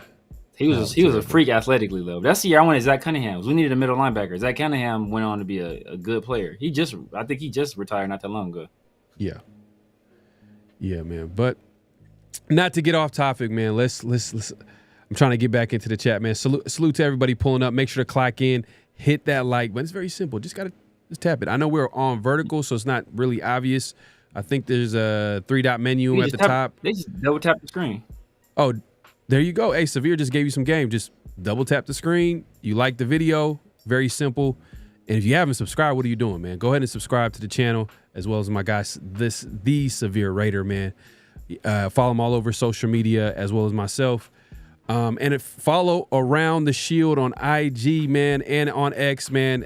Hey, look, you're going to see clips of the show, latest and greatest news with the Raiders, all that good stuff, man. It's a great follow to have on social media, so make sure to follow Around the Shield. And, hey, if you want to cop some 50-50 Raiders gear, man, the link is in the bio or in the description, as well as in the chat, too. It's pinned. It's pinned on both their chats, so wherever you're watching it, all you got to do is click on it, click the link, and hey, man, get you a hoodie, man. It's kind of getting chilly out here. It's slowly but surely getting chilly out here because we out in California. I mean, depending on where you at, man, it might even be even colder. Like some places, I don't know if it's reached low temperatures. Vegas is still hot, so we got shirts too. We got shirts for Vegas. You know what I mean? If you in a place where it's still hot and warm, we got shirts too as well. So definitely check out the 50-50 shop. Linked in the description. I'm sure it's still warm in Thailand. Shout out to Rambo. He's always in here, man. I'm sure it's still warm out there. Yeah, no, facts. Yeah, I mean Thailand, man. I gotta make it out that way, man. I've never been to Thailand, but I gotta check it out, man. Shout out to my guy, man. Austin Avila says apparently Mike Williams is already on the trading block. Wonder who's behind that. Hey, you know what? Shout out to Ray, man. He threw this at me. You think Telesco makes this trade for Mike Williams for a later round pick? You think he would do that? Not that it matters. It's not gonna matter. It's really not gonna matter. But he's only signed to a 1-year deal, so it's like I don't know if it really matters. But we don't really have a guy on the outside that we can put out. Trey Tucker, I like him, but he's just too small. Jacoby Myers, I like him, but he's not a true number one. You know what I mean? Not to say that Mike Williams is. You know what I mean? But I don't think they're gonna make the deal though. To be honest with you, because at this point it's straight evaluation time. Yeah, and it would have been if they were going to do that, just roll that into the Davante Adams trade. Just like roll that into one deal, Davante Adams to the Jets for Mike Williams and a conditional third round pick.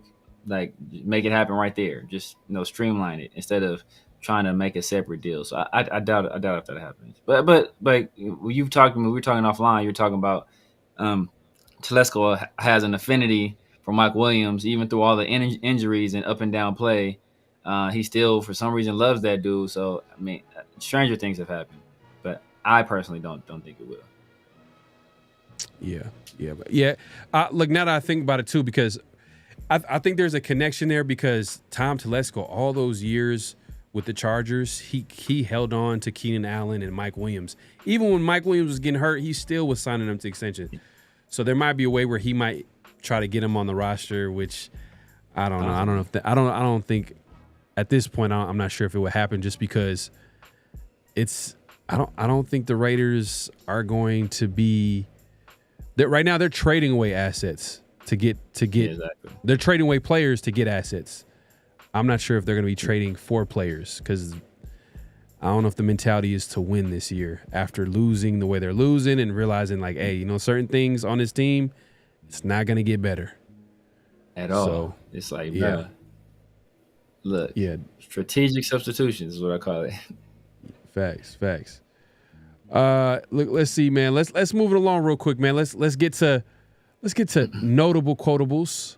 Appreciate the let's see, my guy Austin Avila, man. Austin Avila. Appreciate you coming through, man. Notable quotables, man. So let's actually get to the first notable quotable. If you want to give the intro for the first clip.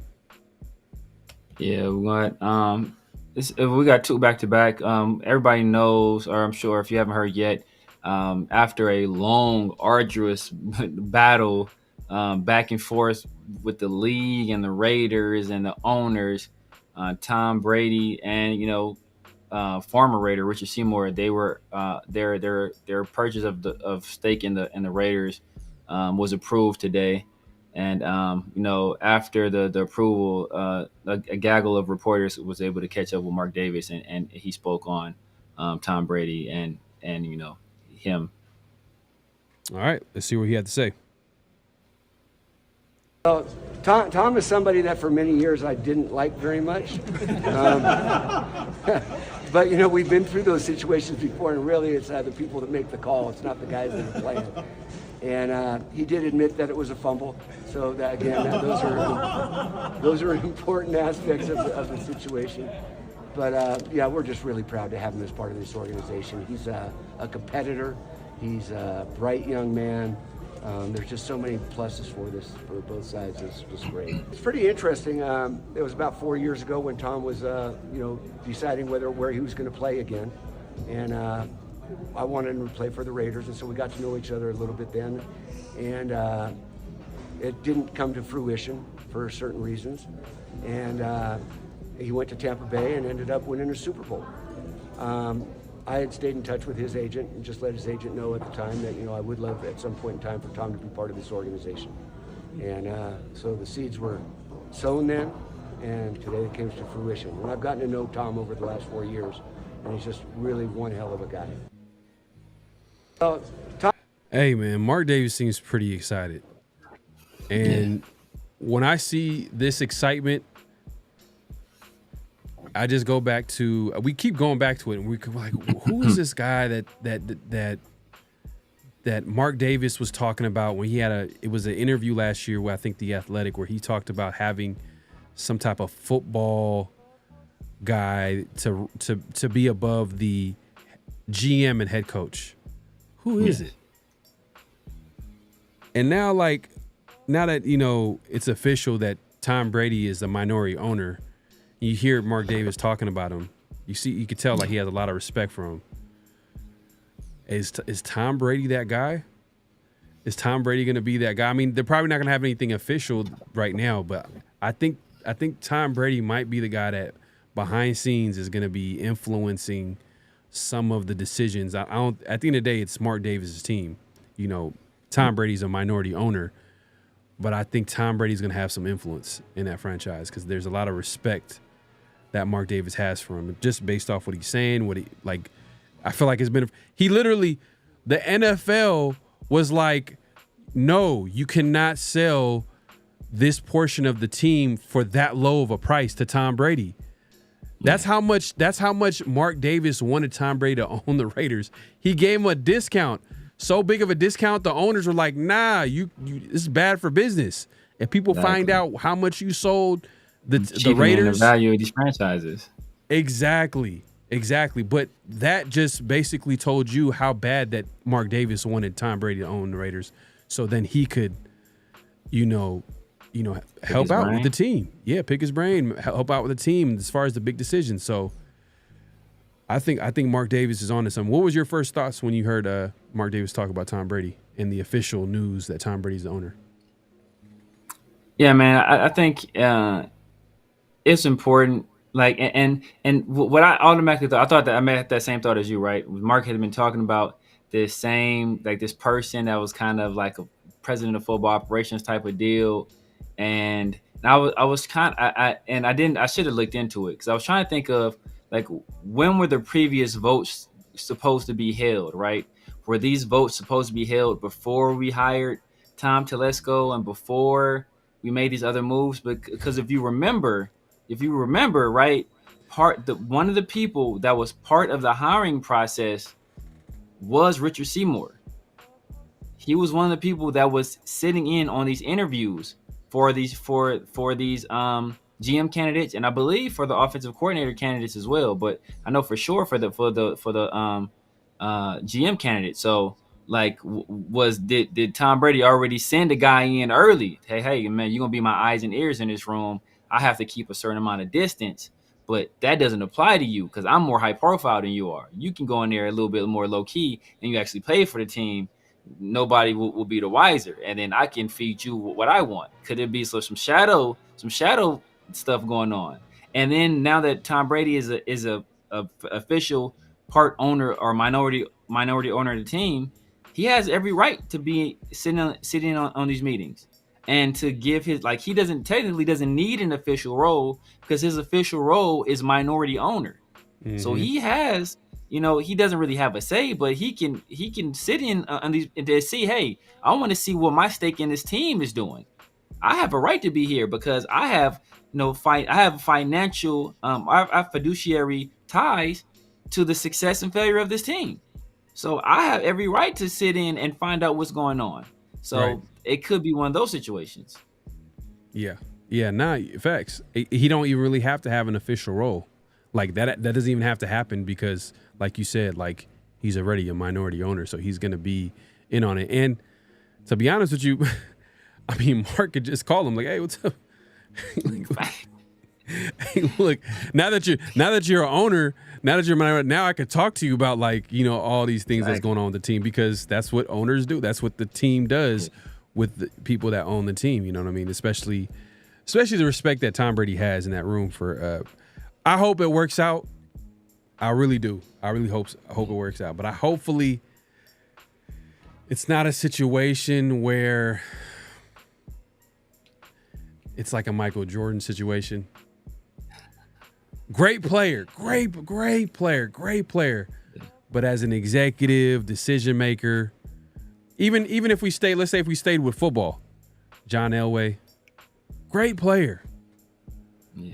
But as a big decision maker for a franchise, I don't know. I hope it works out.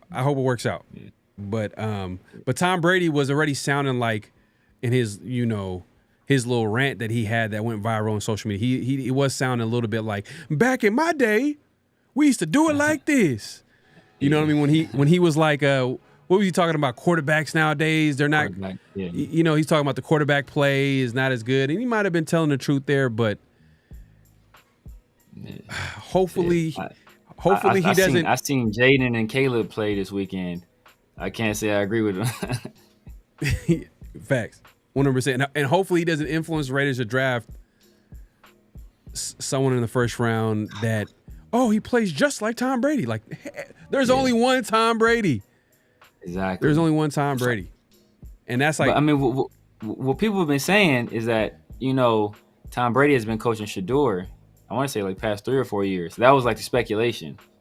Is that, like, Tom Brady's been close with Shador and Dion and been coaching them up, and that now that he's part of the owner, the Raiders are gonna go all in on Shador. And then you saw Mark Davis at the game, speaking to Shador like, "Hey, if you lived here, you'd already be home." Whatever he said, right? Like people are starting to connect the dots.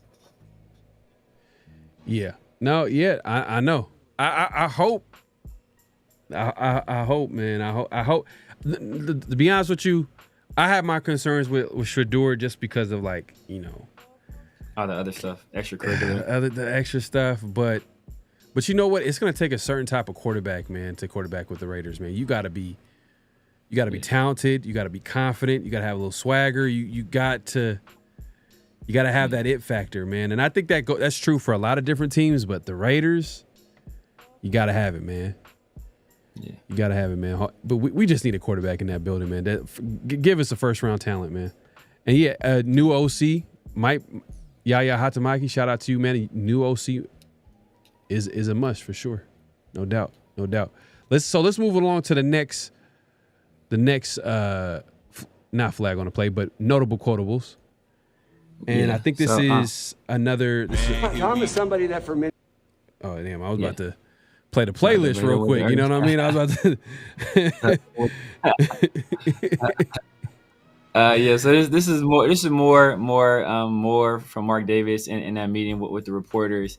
And, it was ironic that on the very same day that we traded Davante Adams,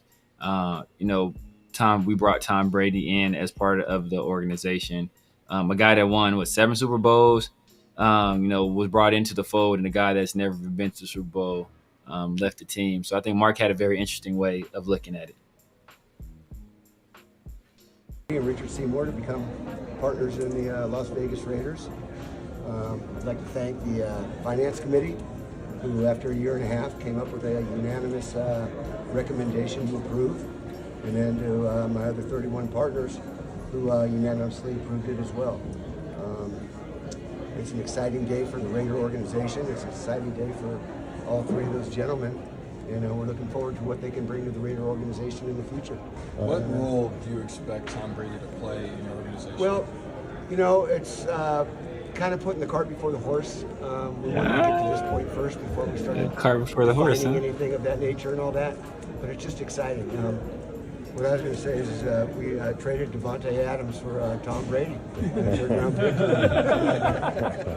And although Tom can't play, I think he can help us select a quarterback in the future and potentially train him as well. And so it's a huge benefit to the organization. So I know you got something to say there, man. Go ahead, man. What were your thoughts on what Mark Davis had to say? Nah, man, it's very interesting. Like you said, they asked him what role he's gonna play. It's like, that hasn't been ironed out yet, bro. You a bald faced liar, bro. Yeah. This has been in the works for how long? And y'all been trying to get this through. You already know what his role gonna be with the organization. Yep. And then he already even said, hey, you know what? Hopefully he can help us select our quarterback of the future. You said first you just said you don't know what his role gonna be. Then he's saying he gonna help you select your quarterback of the future and potentially help train him. Come on, bro. Come on, man. The fix is in. The fix is in. We already know what time it is, bro.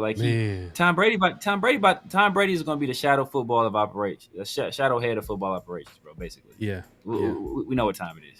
Yeah. Yeah. I hope, man. I just hope that he's a true evaluator of talent. I hope he's I hope he can make great football. But this is the first time he's ever been in this position. I mean, he's the first time he's owned a team, obviously, but this is the first time he's been in a position where he's influencing, I would say, the moves for a franchise in an executive role, like in a role where he's not playing on a foot. I'm sure he influenced it as a player, as a quarterback. Yeah, sign this guy. I like the receiver. Like, I'm sure when he went to Tampa Bay, he had a huge influence in some of the guys that came onto the roster, but that's completely different from actually running an entire overseeing an entire franchise and making decisions, because you can't make a decision not now, but you got to make a decision 3, 4, 5, 6 years from now. So, we'll see. We'll see, man. We'll see, man. Hopefully man. I'm hoping for the best. I'm hoping for the best, man. Me as well. Look, if Mark Davis wanted to throw some money at somebody, he should have threw it at Ozzie Newsome or like Howie Roseman. If there was a way where he could be like, hey, Howie Roseman, I'm gonna pay you. He gave Gruden $100 million for 10 years? Yeah, 10 years, yeah. For 10 years? Howie Roseman he's making moves. Why don't you give him a bigger role than what he has with the Eagles and get him paid? I think the rules with getting a GM from another team or what's his official role? I think he's obviously the GM, but they have different names for the roles or whatever. But I think it's different from players that are under contract. He could easily just, I don't know, man. Those are type of moves that I would be super excited of. This is a lot of what if. I'm not mad at it for Mark for doing it. Like, I'm definitely not mad at it. He's trying, but there is a little bit of like, I don't know if it could work. But let us know in the chat, man, what y'all think, man. But definitely notable, man. And not just Tom Brady. Shout out to Richard Seymour as well. We forgot to talk about that. Richard Seymour, which Tom Brady he might have 10% an of the team. Yeah, 10%. So both. I think both, or is it a combination? No, Tom Brady owns 10% of the team now. Richard Seymour owns like 0.5% of the team. And just to put this in context, right? Like when the Dodgers were terrible. And their owner, I forgot the guy's name. Their terrible owner. He had to sell the team. He sold to the Guggenheim Group, which one of the people involved in that purchase was Magic Johnson, and that was basically like the face of that group was Magic Johnson, right? Everybody's like, oh, Magic Johnson owns the Dodgers. Magic Johnson only owned 2.3% of the Dodgers, and same thing with the Commanders, right? The Commanders being sold. Now Magic Johnson wasn't really on the forefront of that group. But he was one of the minority partners and the people that bought the Commanders, and he owns 4% of the Commanders. So Tom Brady owns a full 10th of the Raiders. He owns a pretty substantial amount of the team. Yeah. So he's invested in this team doing well. That's what I'll say, that he is highly invested in this team doing well. Yeah. Yeah, and I think we talked about this before, but like, what happens if Mark doesn't have a son or daughter, son or daughter? You know what I mean? Like, he doesn't have any kids. So what would happen to the Raiders? What's the plan? What is going to happen? Like, the Raiders if he were to pass away? And I think officially, his mother is like the official owner of the team, and I think he just has taken full control as far as like making football or running the organization. Yeah, man. But definitely something to keep an eye on, man. We're gonna be paying attention to this. Everybody's gonna be paying attention to this because right now, this team is gonna be evaluated. Now that it's official, we're gonna be paying attention to the moves, and it's gonna be interesting what Tom Brady has to say about AP. Because that's another thing too. If Tom Brady's telling Mark Davis that, hey, look, I'm gonna be honest with you, AP ain't it. I know it's been 1 year, but he ain't it. Ben Johnson.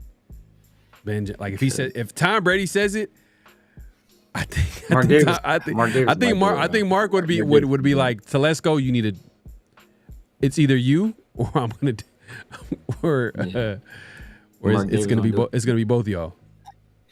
Because as we kind of said before, I know we talked about this before, and I was kind of saying, like, it could be a situation where Mark is like grooming. He wants an heir apparent, and he wants to leave the Raiders in good hands. He could be grooming Tom Brady for that very role, right? Because when his mom passed away, and it's going to happen one day, first of all, he's going to be hit with a whole bunch of estate taxes. So that's going to be like a whole bunch of money he owes like at once. So like, and as far as I know, Mark is pretty cash poor. So that could cause some issues right there. So could it be a situation where he's like low key planning his exit strategy? Like, look, I'm gonna get up out of here. I'm gonna sell y'all the rest of this team and just wipe my hands of the situation, because like it's gonna cost a lot of money for him to keep the Raiders. So. I don't know, man. And like you said, I don't think you can say no to Tom Brady, man. I think Tom Brady's like, yeah, man. Like at AP, get rid of him. He's not it. Get rid of him. Mark would be like, you know what, Antonio, I really like you, Antonio, but you heard Tom. He wants you gone. Tom's the GOAT. Tom is the GOAT. He'll be out the door quick. So I can see a situation where that happens. Oh man, but it is what it is, man. I think Tom is officially on board, along with Richard Seymour too, as well. So he's also part of that. So I think we got to include him in as far as like decision making too, as well, because he was able to buy a portion of the Raiders too, which is also crazy if you think about it. But because I thought it was just Tom Brady, but we found out last year or earlier this year we found that Richard Seymour was part of like, trying to buy the Raiders. Like he's officially trying to put his bid in, and he officially got he got it, as well as Tom Brady. Man, the chat is going crazy. I'm trying to look through y'all crazy, man. Let's see, man. No, we need draft capital for our QB. White Tyson says, let's see. What does White Tyson have to say? I have $105 million. I'm not getting outbid for T. Higgins in free agency. He's only 25. Okay, y'all having conversations. I mean, it's going crazy, man. There's conversations happening. Did you hear about Reddick? Reddick is officially on the trade block. Yeah, trade block. But come on, come on. Like who going to trade for this dude? Like like the Jets made the mistake of trading for him without having a deal in place. And that fool ain't played a single down. So, like, no team is going to trade for him unless they have a deal in place. And who wants a pass rusher that's been sitting this entire time? You want to get this dude, like, money? Like, nah, bro. This was not the wisest choice by him, to be honest with you. This was not the move to make for him. He's stuck between a rock and a hard place. This is Le'Veon Bell. This is Le'Veon Bell 2.0. Steve got a message for you, Severe. He says, give Aiden O'Connell all the weapons. Watch him go Brady mode while wearing a 50-50 hoodie, man. Oh, man, shots fired, man. If he's rocking the 50-50 hoodie, I give him all the grace in the world. While he's in that hoodie. As soon as he take the hoodie off, though, bro, he gets no love from me. Oh, man, he said the 50-50 hoodie. Yeah, definitely get your 50-50 hoodie at the 50-50 shop, man. The link is in the description as well as in the chat, pinned in the chat. So go check it out, man. We got people coming through left and right, but we're not done yet. Speaking of Aiden O'Connell, I think we got the final notable quotable this week, and this is coming from head coach Antonio Pierce. And here we had to say about Aiden. What do you think of Aiden's performance with his first start? I thought he got off to a fast start. Quick, got the ball out of his hands. We wanted to take some more shots down the field. That didn't happen when he took one down the field, wanted more. The interception at the end, third 18, trying to make a play, but, just be smart still with the football. We don't want that to show up on the stat sheet. But I thought he stayed in the pocket. He gave us a chance, and, and Aiden was Aiden. Like, that's what we expected. Nothing more, nothing less. Oh, my God, man. Like, it sounded like, okay, he was just breaking it down, like, okay, the game and the day that he had.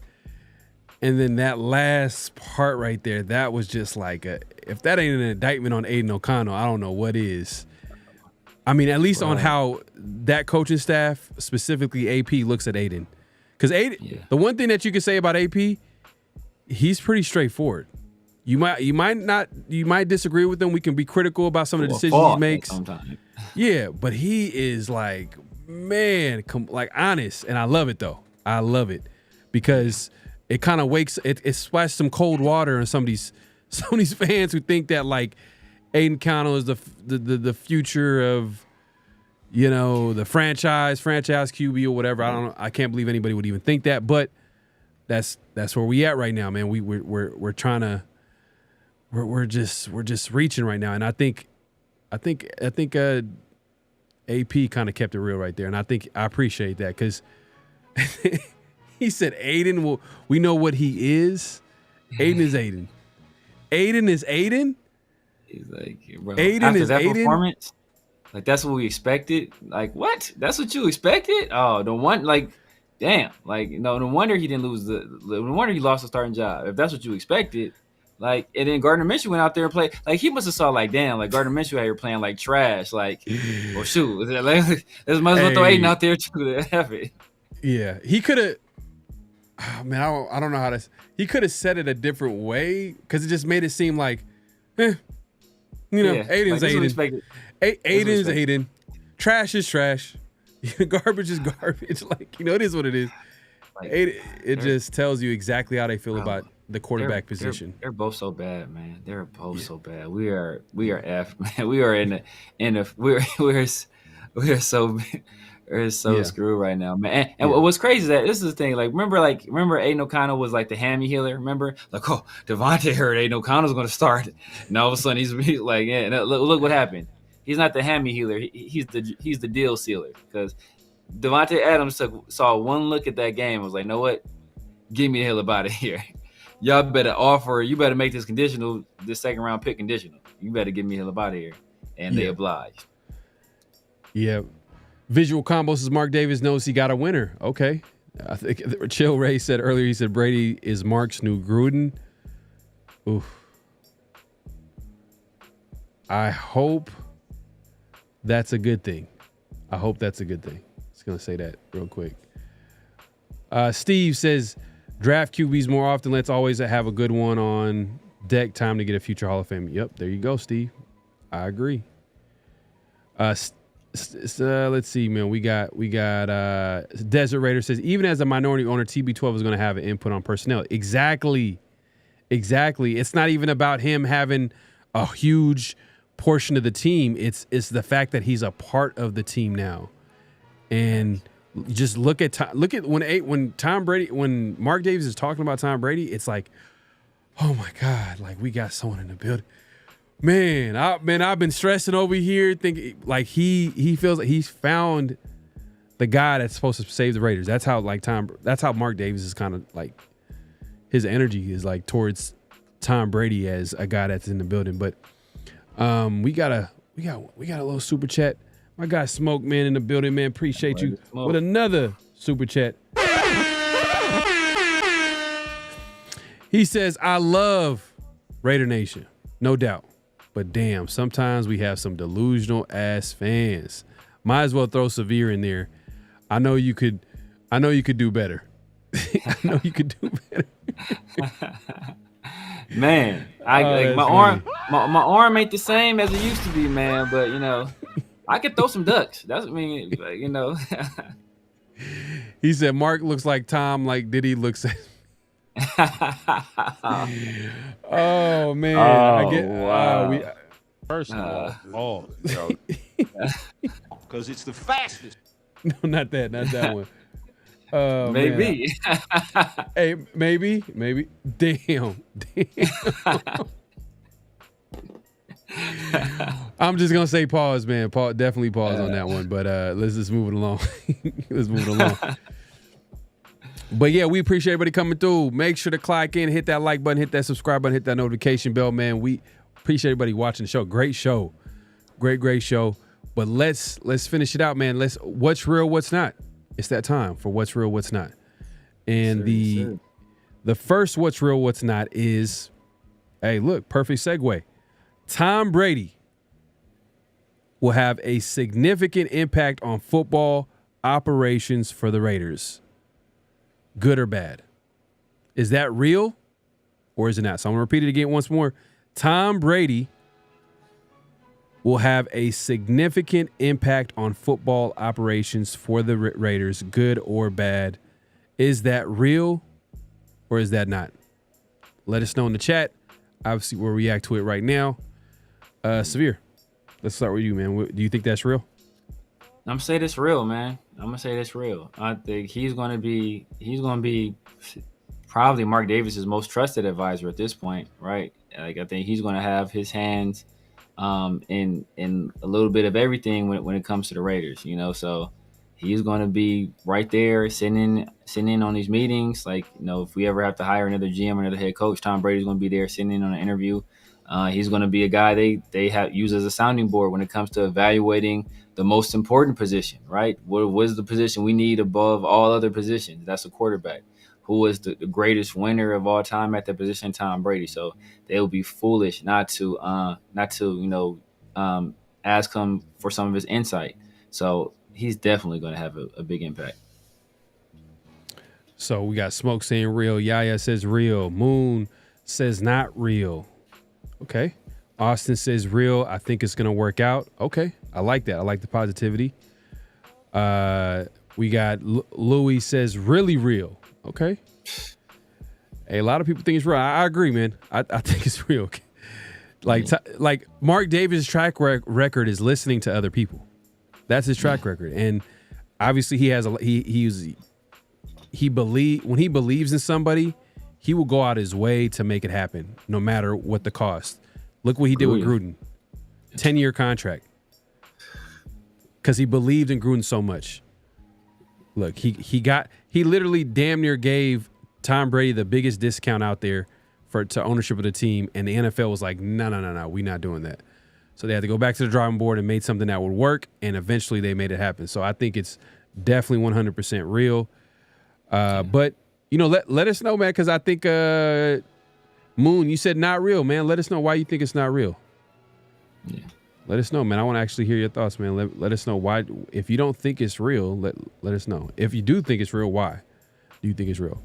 Reese Rock in the building, man. Appreciate you coming through. He says Mark was very happy, but just slightly less happy to have Tom Brady join the team than Chris Collinsworth commentating Mahomes' game. Yeah, man. That's the meme right now. Oh man, hey, man. There's like a whole meme video of him just pause-worthy moments, man. To the 10th degree. But it does feel like Mahomes, every time he talks about Mahomes, it's like, oh my God, Mahomes, he walked to his left. No one does it like that. When he walks to his left and exits the stadium, like, bro, like calm down. Just calm down. But yeah, man, that's a whole different discussion, man, because they be saying some weird stuff on there. But wild stuff, man. Super Omicron, man, appreciate you coming through. He says, if there isn't too many cooks in the kitchen or power grab, that is the danger here. Yeah.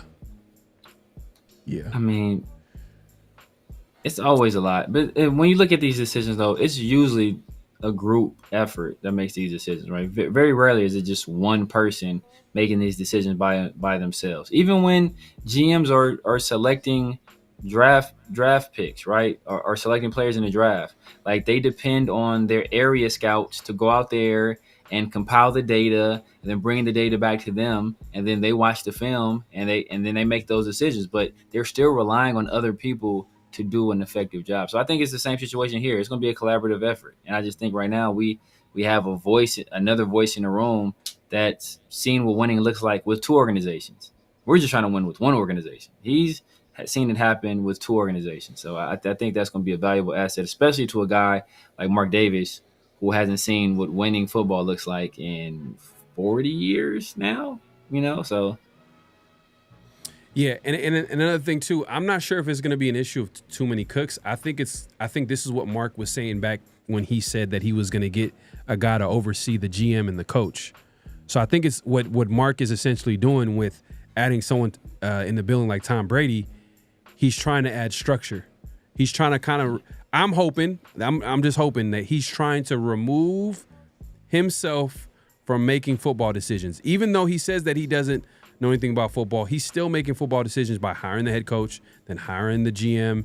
Like, I feel like he needs to hire someone that is qualified to know what a good head coach looks like, to know what a good GM looks like. You know what I mean? And just a degree of separation from Mark. Obviously, the owner is going to have to hire the right guy. So we don't know if Tom Brady is going to be the guy, but I guess you can say that it's a step in the right direction.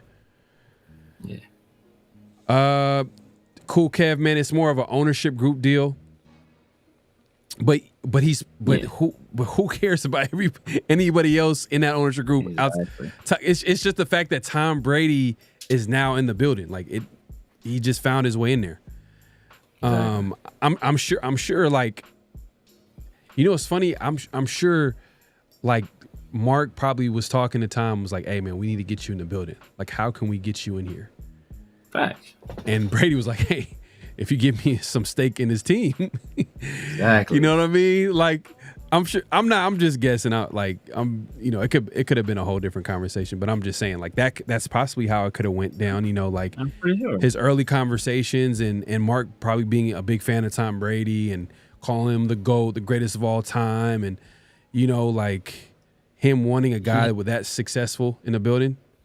Yeah, he had him signed, sealed, and delivered to come here to the team with Rob Gronkowski, and John Gruden said no. So, yeah, Like he was going to come to the Raiders with Rob Gronkowski. The same year that the Tampa Bay Buccaneers won the Super Bowl with Tom Brady as a starting quarterback, he was supposed to come here and play for us. And John Gruden, nixed the deal. Moon says, "Is this the movie where Brady and our QB die and Brady takes over his body and wins the Super Bowl?" Hey, if I could witness a Super Bowl win, I think it. I've seen the Lakers win championships, the Warriors win championships. A's said I haven't seen it. You know what I mean? They've had a history of winning in the past, but I haven't seen that.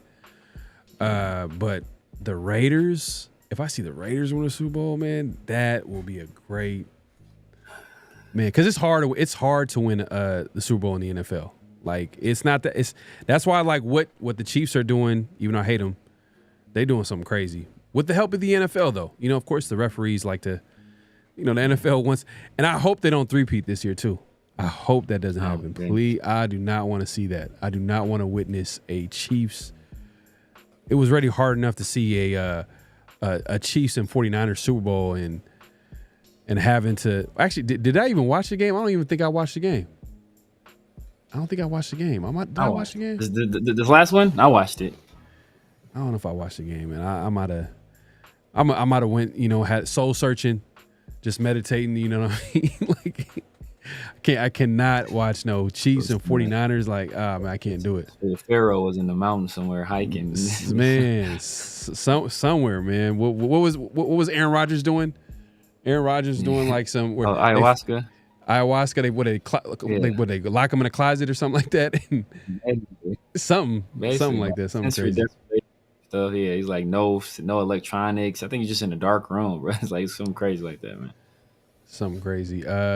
Steve says, once Magic Johnson ownership group bought the Dodgers, we start winning and again. Hey, whew. If Tom Brady could be anything close to what Magic Johnson can do for a team as far as, being part of an ownership group, because there's a track record there. Like Magic does bring winning, and so far so good with the Commanders. So far so good. I think he was able to be part of that. I think he's part of that ownership group. I don't think he owes majority. I don't know if it's a minority stake type deal, or he's part of the the ownership group that bought the Commanders. Yeah, he's part of that group. So he owns 2.3% of the Dodgers. He owns 4% of the Commanders. So he's part of both of those organizations, and it is true. Like I've seen the Dodgers win the World Series. I've seen the Kings win a Stanley Cup. I've seen the Lakers win a championship. I've never seen any football team win anything because both of my teams suck. So, hey man, hey Ray, Chill Ray says Super Bowl win in 2 years at Levi Stadium would be fun for bit. Man, facts, 100%. That would be. It would have been dope to do it. Well, you know what? Yeah, 100%. Yeah, that would be like. That'd be everything, man. Be honest with you, man. If the Raiders can win the Super Bowl, man, like, but that is, man. I remember when they went to that the Super Bowl against the Bucs, man. That was. I know it's one thing for your team to lose, but to like start the game with, Charles Winston getting an interception on Brad Johnson, I'm over here like, yes. I'm thinking, I'm dancing, I'm talking trash. I'm like, yeah, like this is our moment. And we all know what happened. I ain't gonna talk about it no more, man. It's sad. That was it's just disgusting day. But yeah, man. Hey, appreciate everybody coming through. Make sure to clock in, hit that like button, hit that subscribe button. At this point, clock. Oh, we got one more. What's real? What's not? One more. We got one more. So make sure to clock in, hit that like button, hit that subscribe button, hit that notification bell. All right. So the last what's real, what's not. So if y'all just joining us, man, this is where we say a statement. Y'all react to it in the chat, as well as us. We're going to react to it as well, if it's real or it's not. So I'm going to go ahead and say the statement here. A QB is the only position the Raiders should consider taking in the first round. A QB is the only position the Raiders should consider taking in the first round. Is that real or is that not? Let us know in the chat. Man, I'm not gonna lie. If I was thinking that the Raiders are gonna win a little bit more games, now that I know that they're gonna, the way they're looking as of right now, it doesn't seem like they're gonna win a lot of games. So it might end up just getting a top 10 pick, top 5 pick, whatever the case may be. The way things are trending, then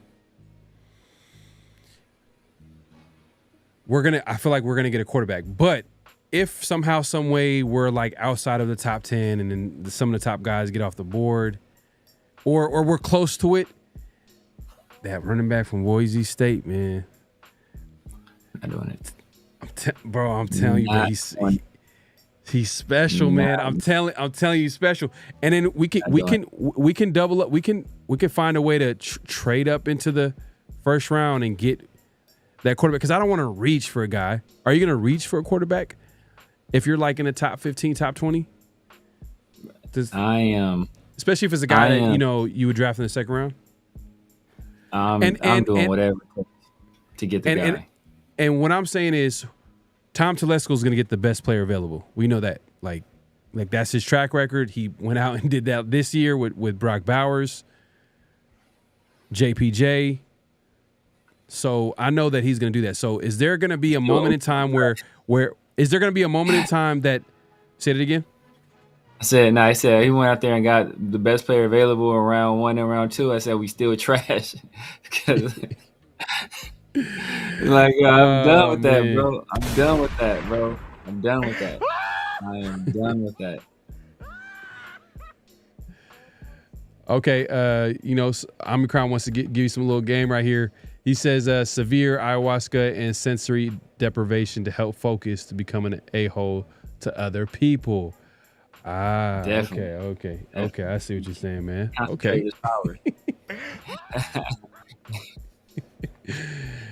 Oh man. So let's see what the people are saying real quick, man. Let's see if they're saying this is real.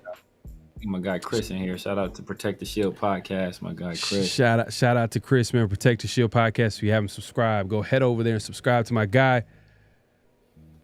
Moon says real.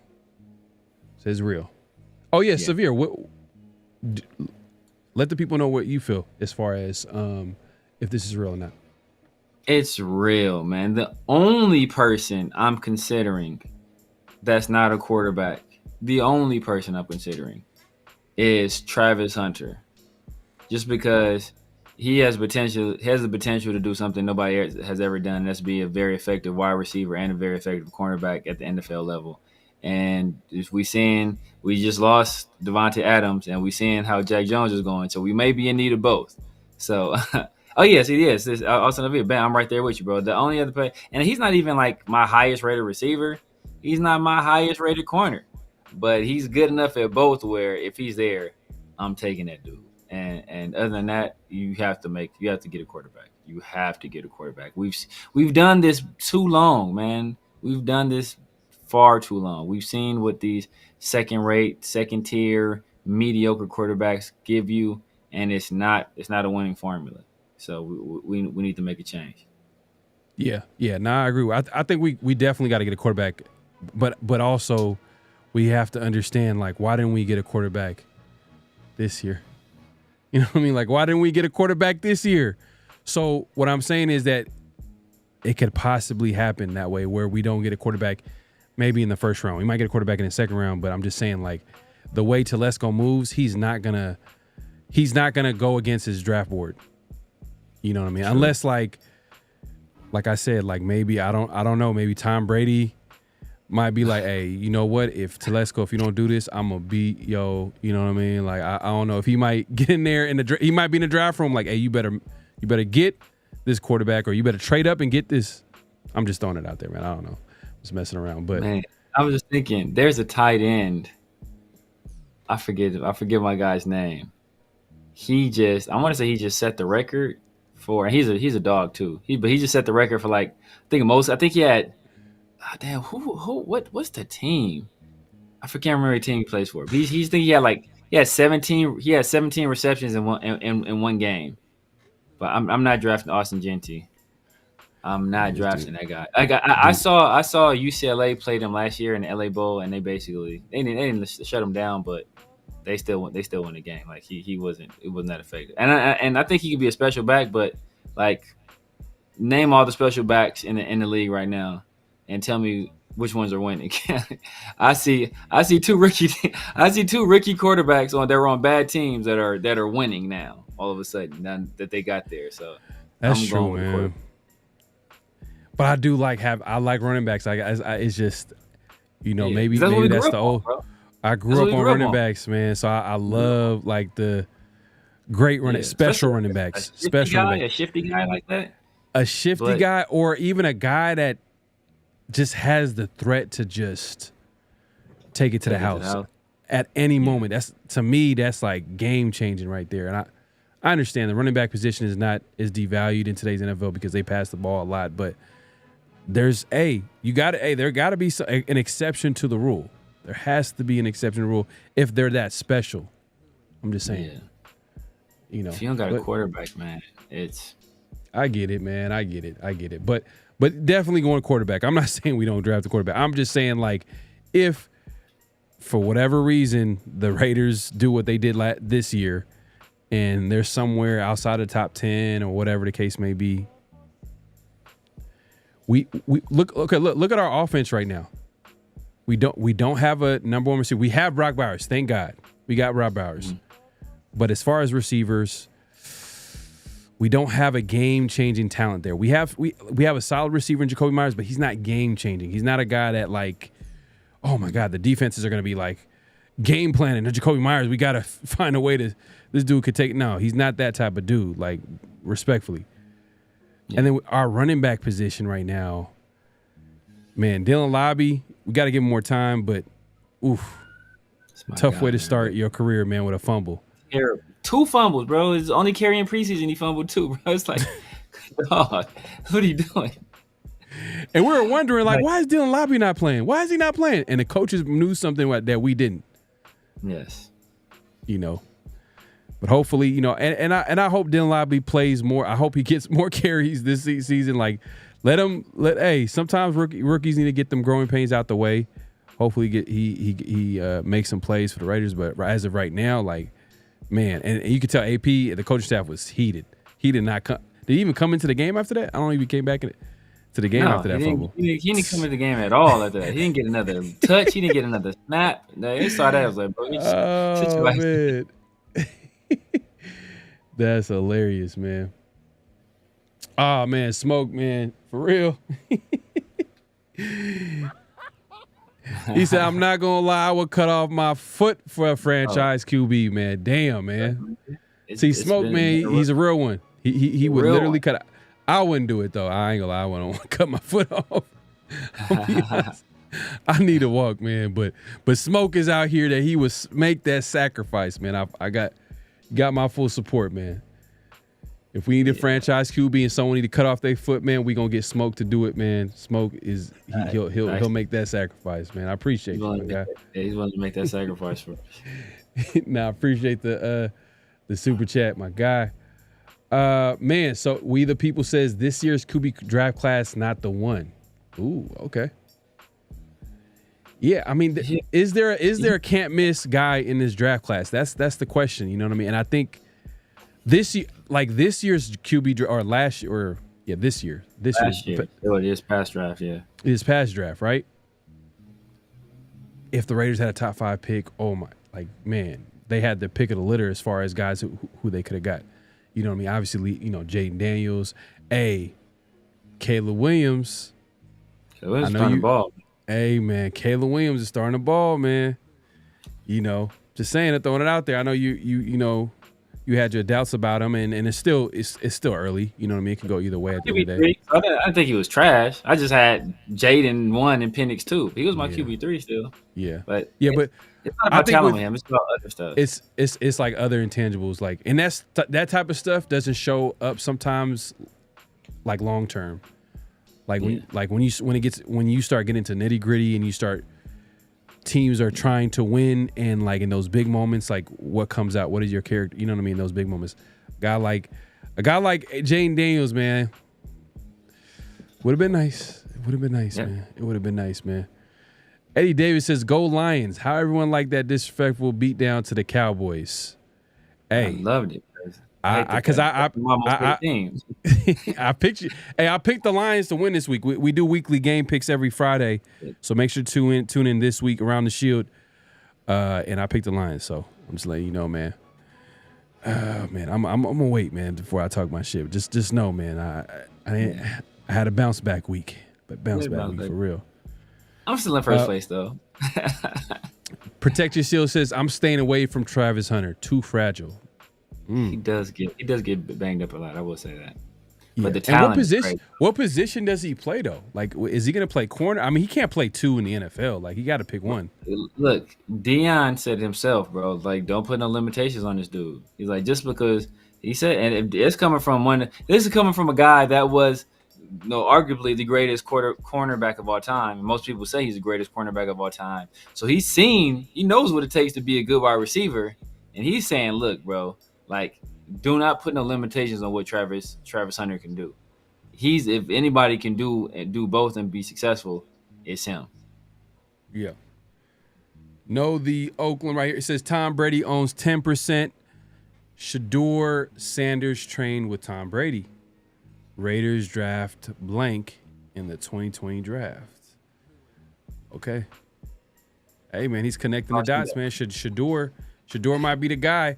I mean, you had Mark Davis over there cheesing from ear to ear, like, well, I wonder, what were they talking about? Like, you could barely hear what they're talking about, but, what was it? What's the conversation sound like from Mark Davis, Shador Sanders? Like, awkward as hell. He's like, hey, I watch you every game. Oh, for real? Exactly. Oh, man, that's great. Exactly. Shador's probably like, man, get me up out of here, man. Get me rid of this dude. But, I mean, I'm sure. Smart. I think we heard a little bit of it. We heard a little bit of it. I'm sure Mark is trying to recruit him a little bit. Yeah, definitely, man. And Deion for sure, like, probably gamed up his son. Like, hey, look, talk to these owners. You don't know who's going to draft you. You don't know who's going to pay you.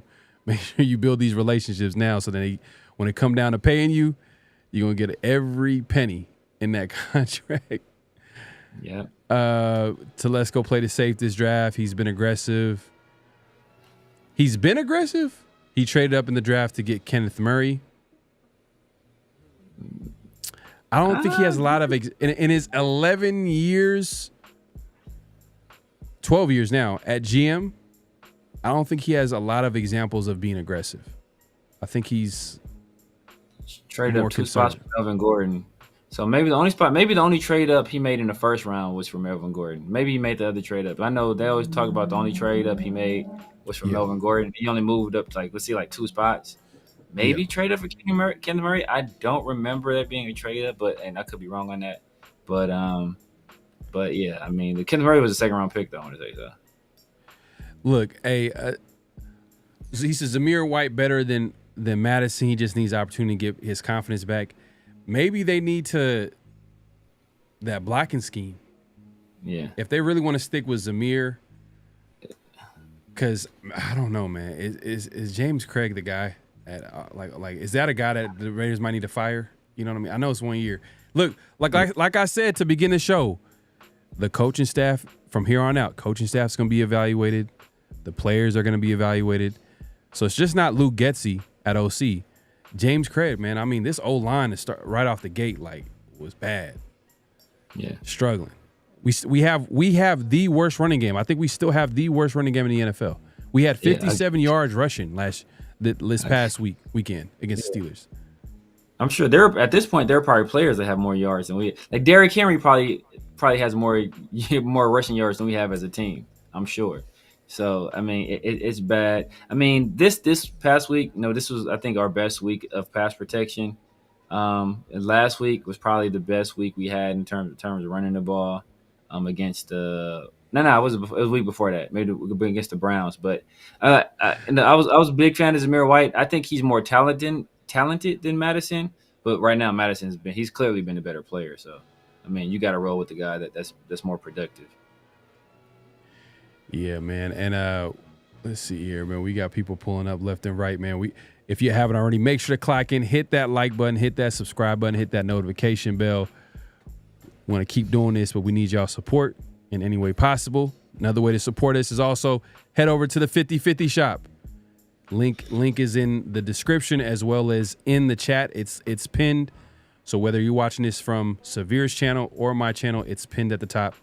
All you got to do is just click the link and get you some 50/50 Raiders gear, man. Hey, man. Hey, look. Y'all still can wear black, man, but black still look good, man. Silver and black, we got all that over there at the 50/50 shop, man. So definitely check it out. All right. Steve says Lobby was at his job interview at Wendy's. Damn, man, y'all taking shots, man. I'm actually rooting for Lobby, man. I was tough on. I was frustrated with that turnover, but I'm like, you know what? Let's give him an opportunity, man. AP might have destroyed his confidence after last game. he didn't even have him in the game just to run a route. Like, just have him just run a little bit, like just something. That's my issue, man. Like, if you're gonna give him a touch, give him like a swing pass or something. Let him like get a feel for the ball. Like, don't run him directly into like JJ Watt, like TJ Watt. I mean, like, come on. Yeah. Redline Health says y'all need to pay attention to QB at Nebraska. Okay. He's only he's a true freshman, so he can't even leave for like 2 years after this. Is that the Mahomes? That shit is so weird, bro. Yeah. It's he too can't weird, even bro. leave. Well, I mean, if we can get Arch 2026, Arch Manning. But yeah, we wouldn't be able to get Dylan. I think Dylan Radiola until the 2027. So ain't nobody got time for that. Yeah, I know, right? We need a QB as soon as possible, and if it doesn't work out, we'll Archie Manning 2026. But hey, man, we appreciate everybody coming through. It's been a great show, man. Clock in at this point, clock out, hit that like button, hit that subscribe button, hit that notification bell. Man, well, hey, look, Davante Adams finally gone. I'm glad it's done and over with, man. We got that drama out the building. I don't like drama. In my life, I don't like drama with the Raiders, but it just tends to happen every year. But we're done with it. It is what it is. Raiders are going a different direction. Not bad. Hopefully not bad. Just more of like, hey, look, we got to look long-term. AP hopefully, stays here long-term and becomes the coach that we think he can be. If not, Tom Brady's going to have something to say about it. We'll see, man. It's going to be an interesting season, man. Tune in. We're going to be back here every Tuesday evening and nights, 50/50 show.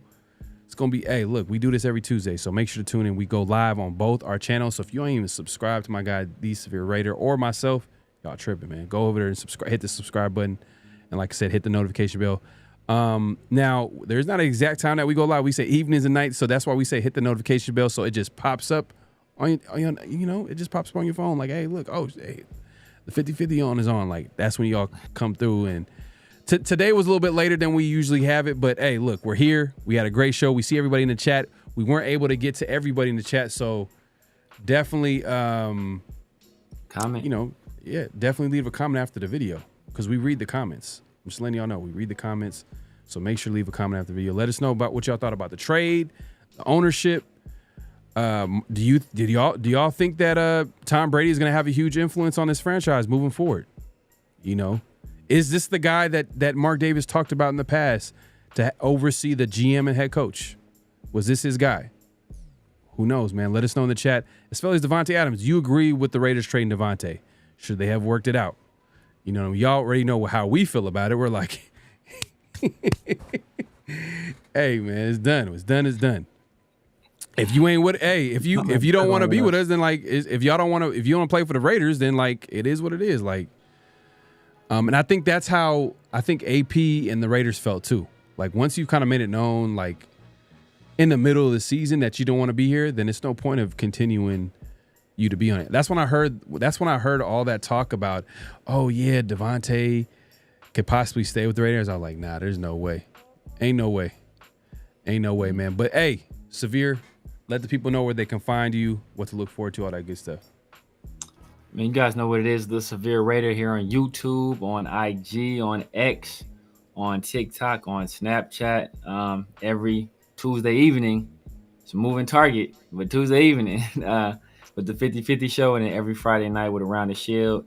Also going live with my boy Chris in 805. We usually do that Tuesdays and Sundays. So I let your boy, man. I'm trying to get like a probably like a late night Monday show, something popping off. Let's be on the lookout for that. I'm playing around with some software, trying to get some things together. But yeah, man, make sure y'all comment, subscribe, hit that notification bell, man. You never know when we might hit y'all with another video. Yeah. Hey, like Severe said, we do this every Tuesday. Like I said earlier, every Tuesday evenings, 50-50 show, both our channels. And then also Around the Shield, I forgot to mention that, every Friday we drop that. So we talk everything about the Raiders with our guy, Big Mike Raider. Obviously, Severe is there as well with us. So, look, definitely tune in this week because we did game picks. We've been doing a lot. We forgot to start. I don't know how we forgot it, but we forgot to do it at the start of the season. But we started the last couple weeks.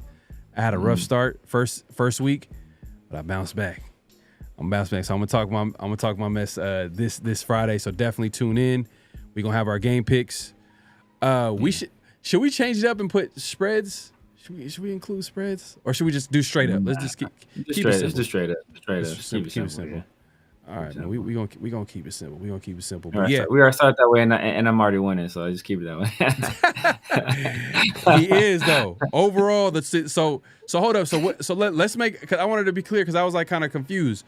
So winner at the end of the season has to get the winner a hat or something like that. Is that what it is? Is that the deal? I think the losers give the winner a hat. I think that's what Mike was saying. The loser. You see how I try to reverse psychology? You try to flip it up. just in case I lost. You know what I mean? Like where my hat at, y'all? Y'all won. I need my yeah, no, okay. So all right. So losers got to buy a winner hat. Okay.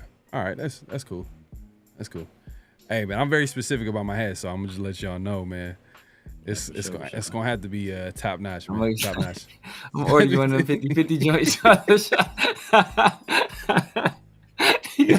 hey, it's gonna be fire. It's gonna be fire. It's gonna be fire though. I'm gonna get you a 50. Hey, boy, I'm gonna let you represent, bro. Get you a smooth 50-50 hat, bro. Hey, hell no. But I get to choose though. I get to choose. So if it's a 50-50 joint, then it's gonna be I'm gonna choose my 50-50 joint. So and it's gonna be fire. It's gonna be fire for sure. So definitely check out the 50-50 shop. Yeah. So like I said, every Friday we drop Around the Shield. So make sure to tune in this week. We're gonna do game picks and all that good stuff. And then also follow Around the Shield on IG and on X. We drop podcast clips, updates with the Raiders, memes, all that good stuff. So definitely tune in, me, Big Mike, and Severe. So just definitely check that out and give a follow to those pages. And man, like I think is that everything, man? I think we covered everything today. So Severe, have you got any last thoughts before we get out of here? Nah, man. You know, it was a rough game this past week. That's a major reason why I didn't want Aiden O'Connell to start. And I gave Aiden O'Connell a lot of crap, but mainly because people have some delusions about what kind of player he is. But you know, at the end of the day, I'm still a Raider fan. You know, I'm still hoping he has a bounce back game this next week, a more winnable game in a friendlier environment. We should be like 60-70% Raider fans against the Rams. I will be there. So if anybody else planning on showing up to the game, holla at your boy. Hey man, damn. Look, hey, see, Severe a real one, man. There's fans over here saying the season's over. We probably have one of the worst quarterback situations in the NFL. And this man over here is going to the Rams and Raiders game in LA, man. He's holding it down for Raider Nation, man. I gotta salute to Severe, man. Salute to Severe, man. I gotta give him a little respect there because it's gonna be tough because it's Sean McVay after a bye week. Oh yeah. After a bye week. They lost the game before that one, I think. Yeah, man. Salute to Severe, man. He gonna be up there. So definitely, if y'all over there, man, tailgate with my guy Severe, man. Enjoy the game. It's gonna be. Hopefully, it's gonna be a great game. Is that gonna be a? It's not gonna be It's not gonna be a. Nah, that's gonna be like an afternoon game. It's gonna be an afternoon game. Yeah. Pretty sure. Hey, the NFL knew something before Raider Nation did because they had no primetime games. Do we? Oh, we have one Monday Night Football, or no? We have Monday Night Football and we got the Friday. We got the Friday. Black Friday game. Yeah, the Black Friday game. Yeah, they said they knew they looked at our quarterbacks like, yeah, we ain't putting y'all on TV. Hey man, hey, we'll be back here like I said Friday around the Shield, man. We'll see y'all next week, especially on 50-50 show, man. Hopefully we'll be talking after a win, man. That's the goal, man. Or they lose and we get one step closer to getting number one pick, man. All right, we out, man. All right, y'all. Just win, baby. Hello? You play to win the game. You don't play to just play it.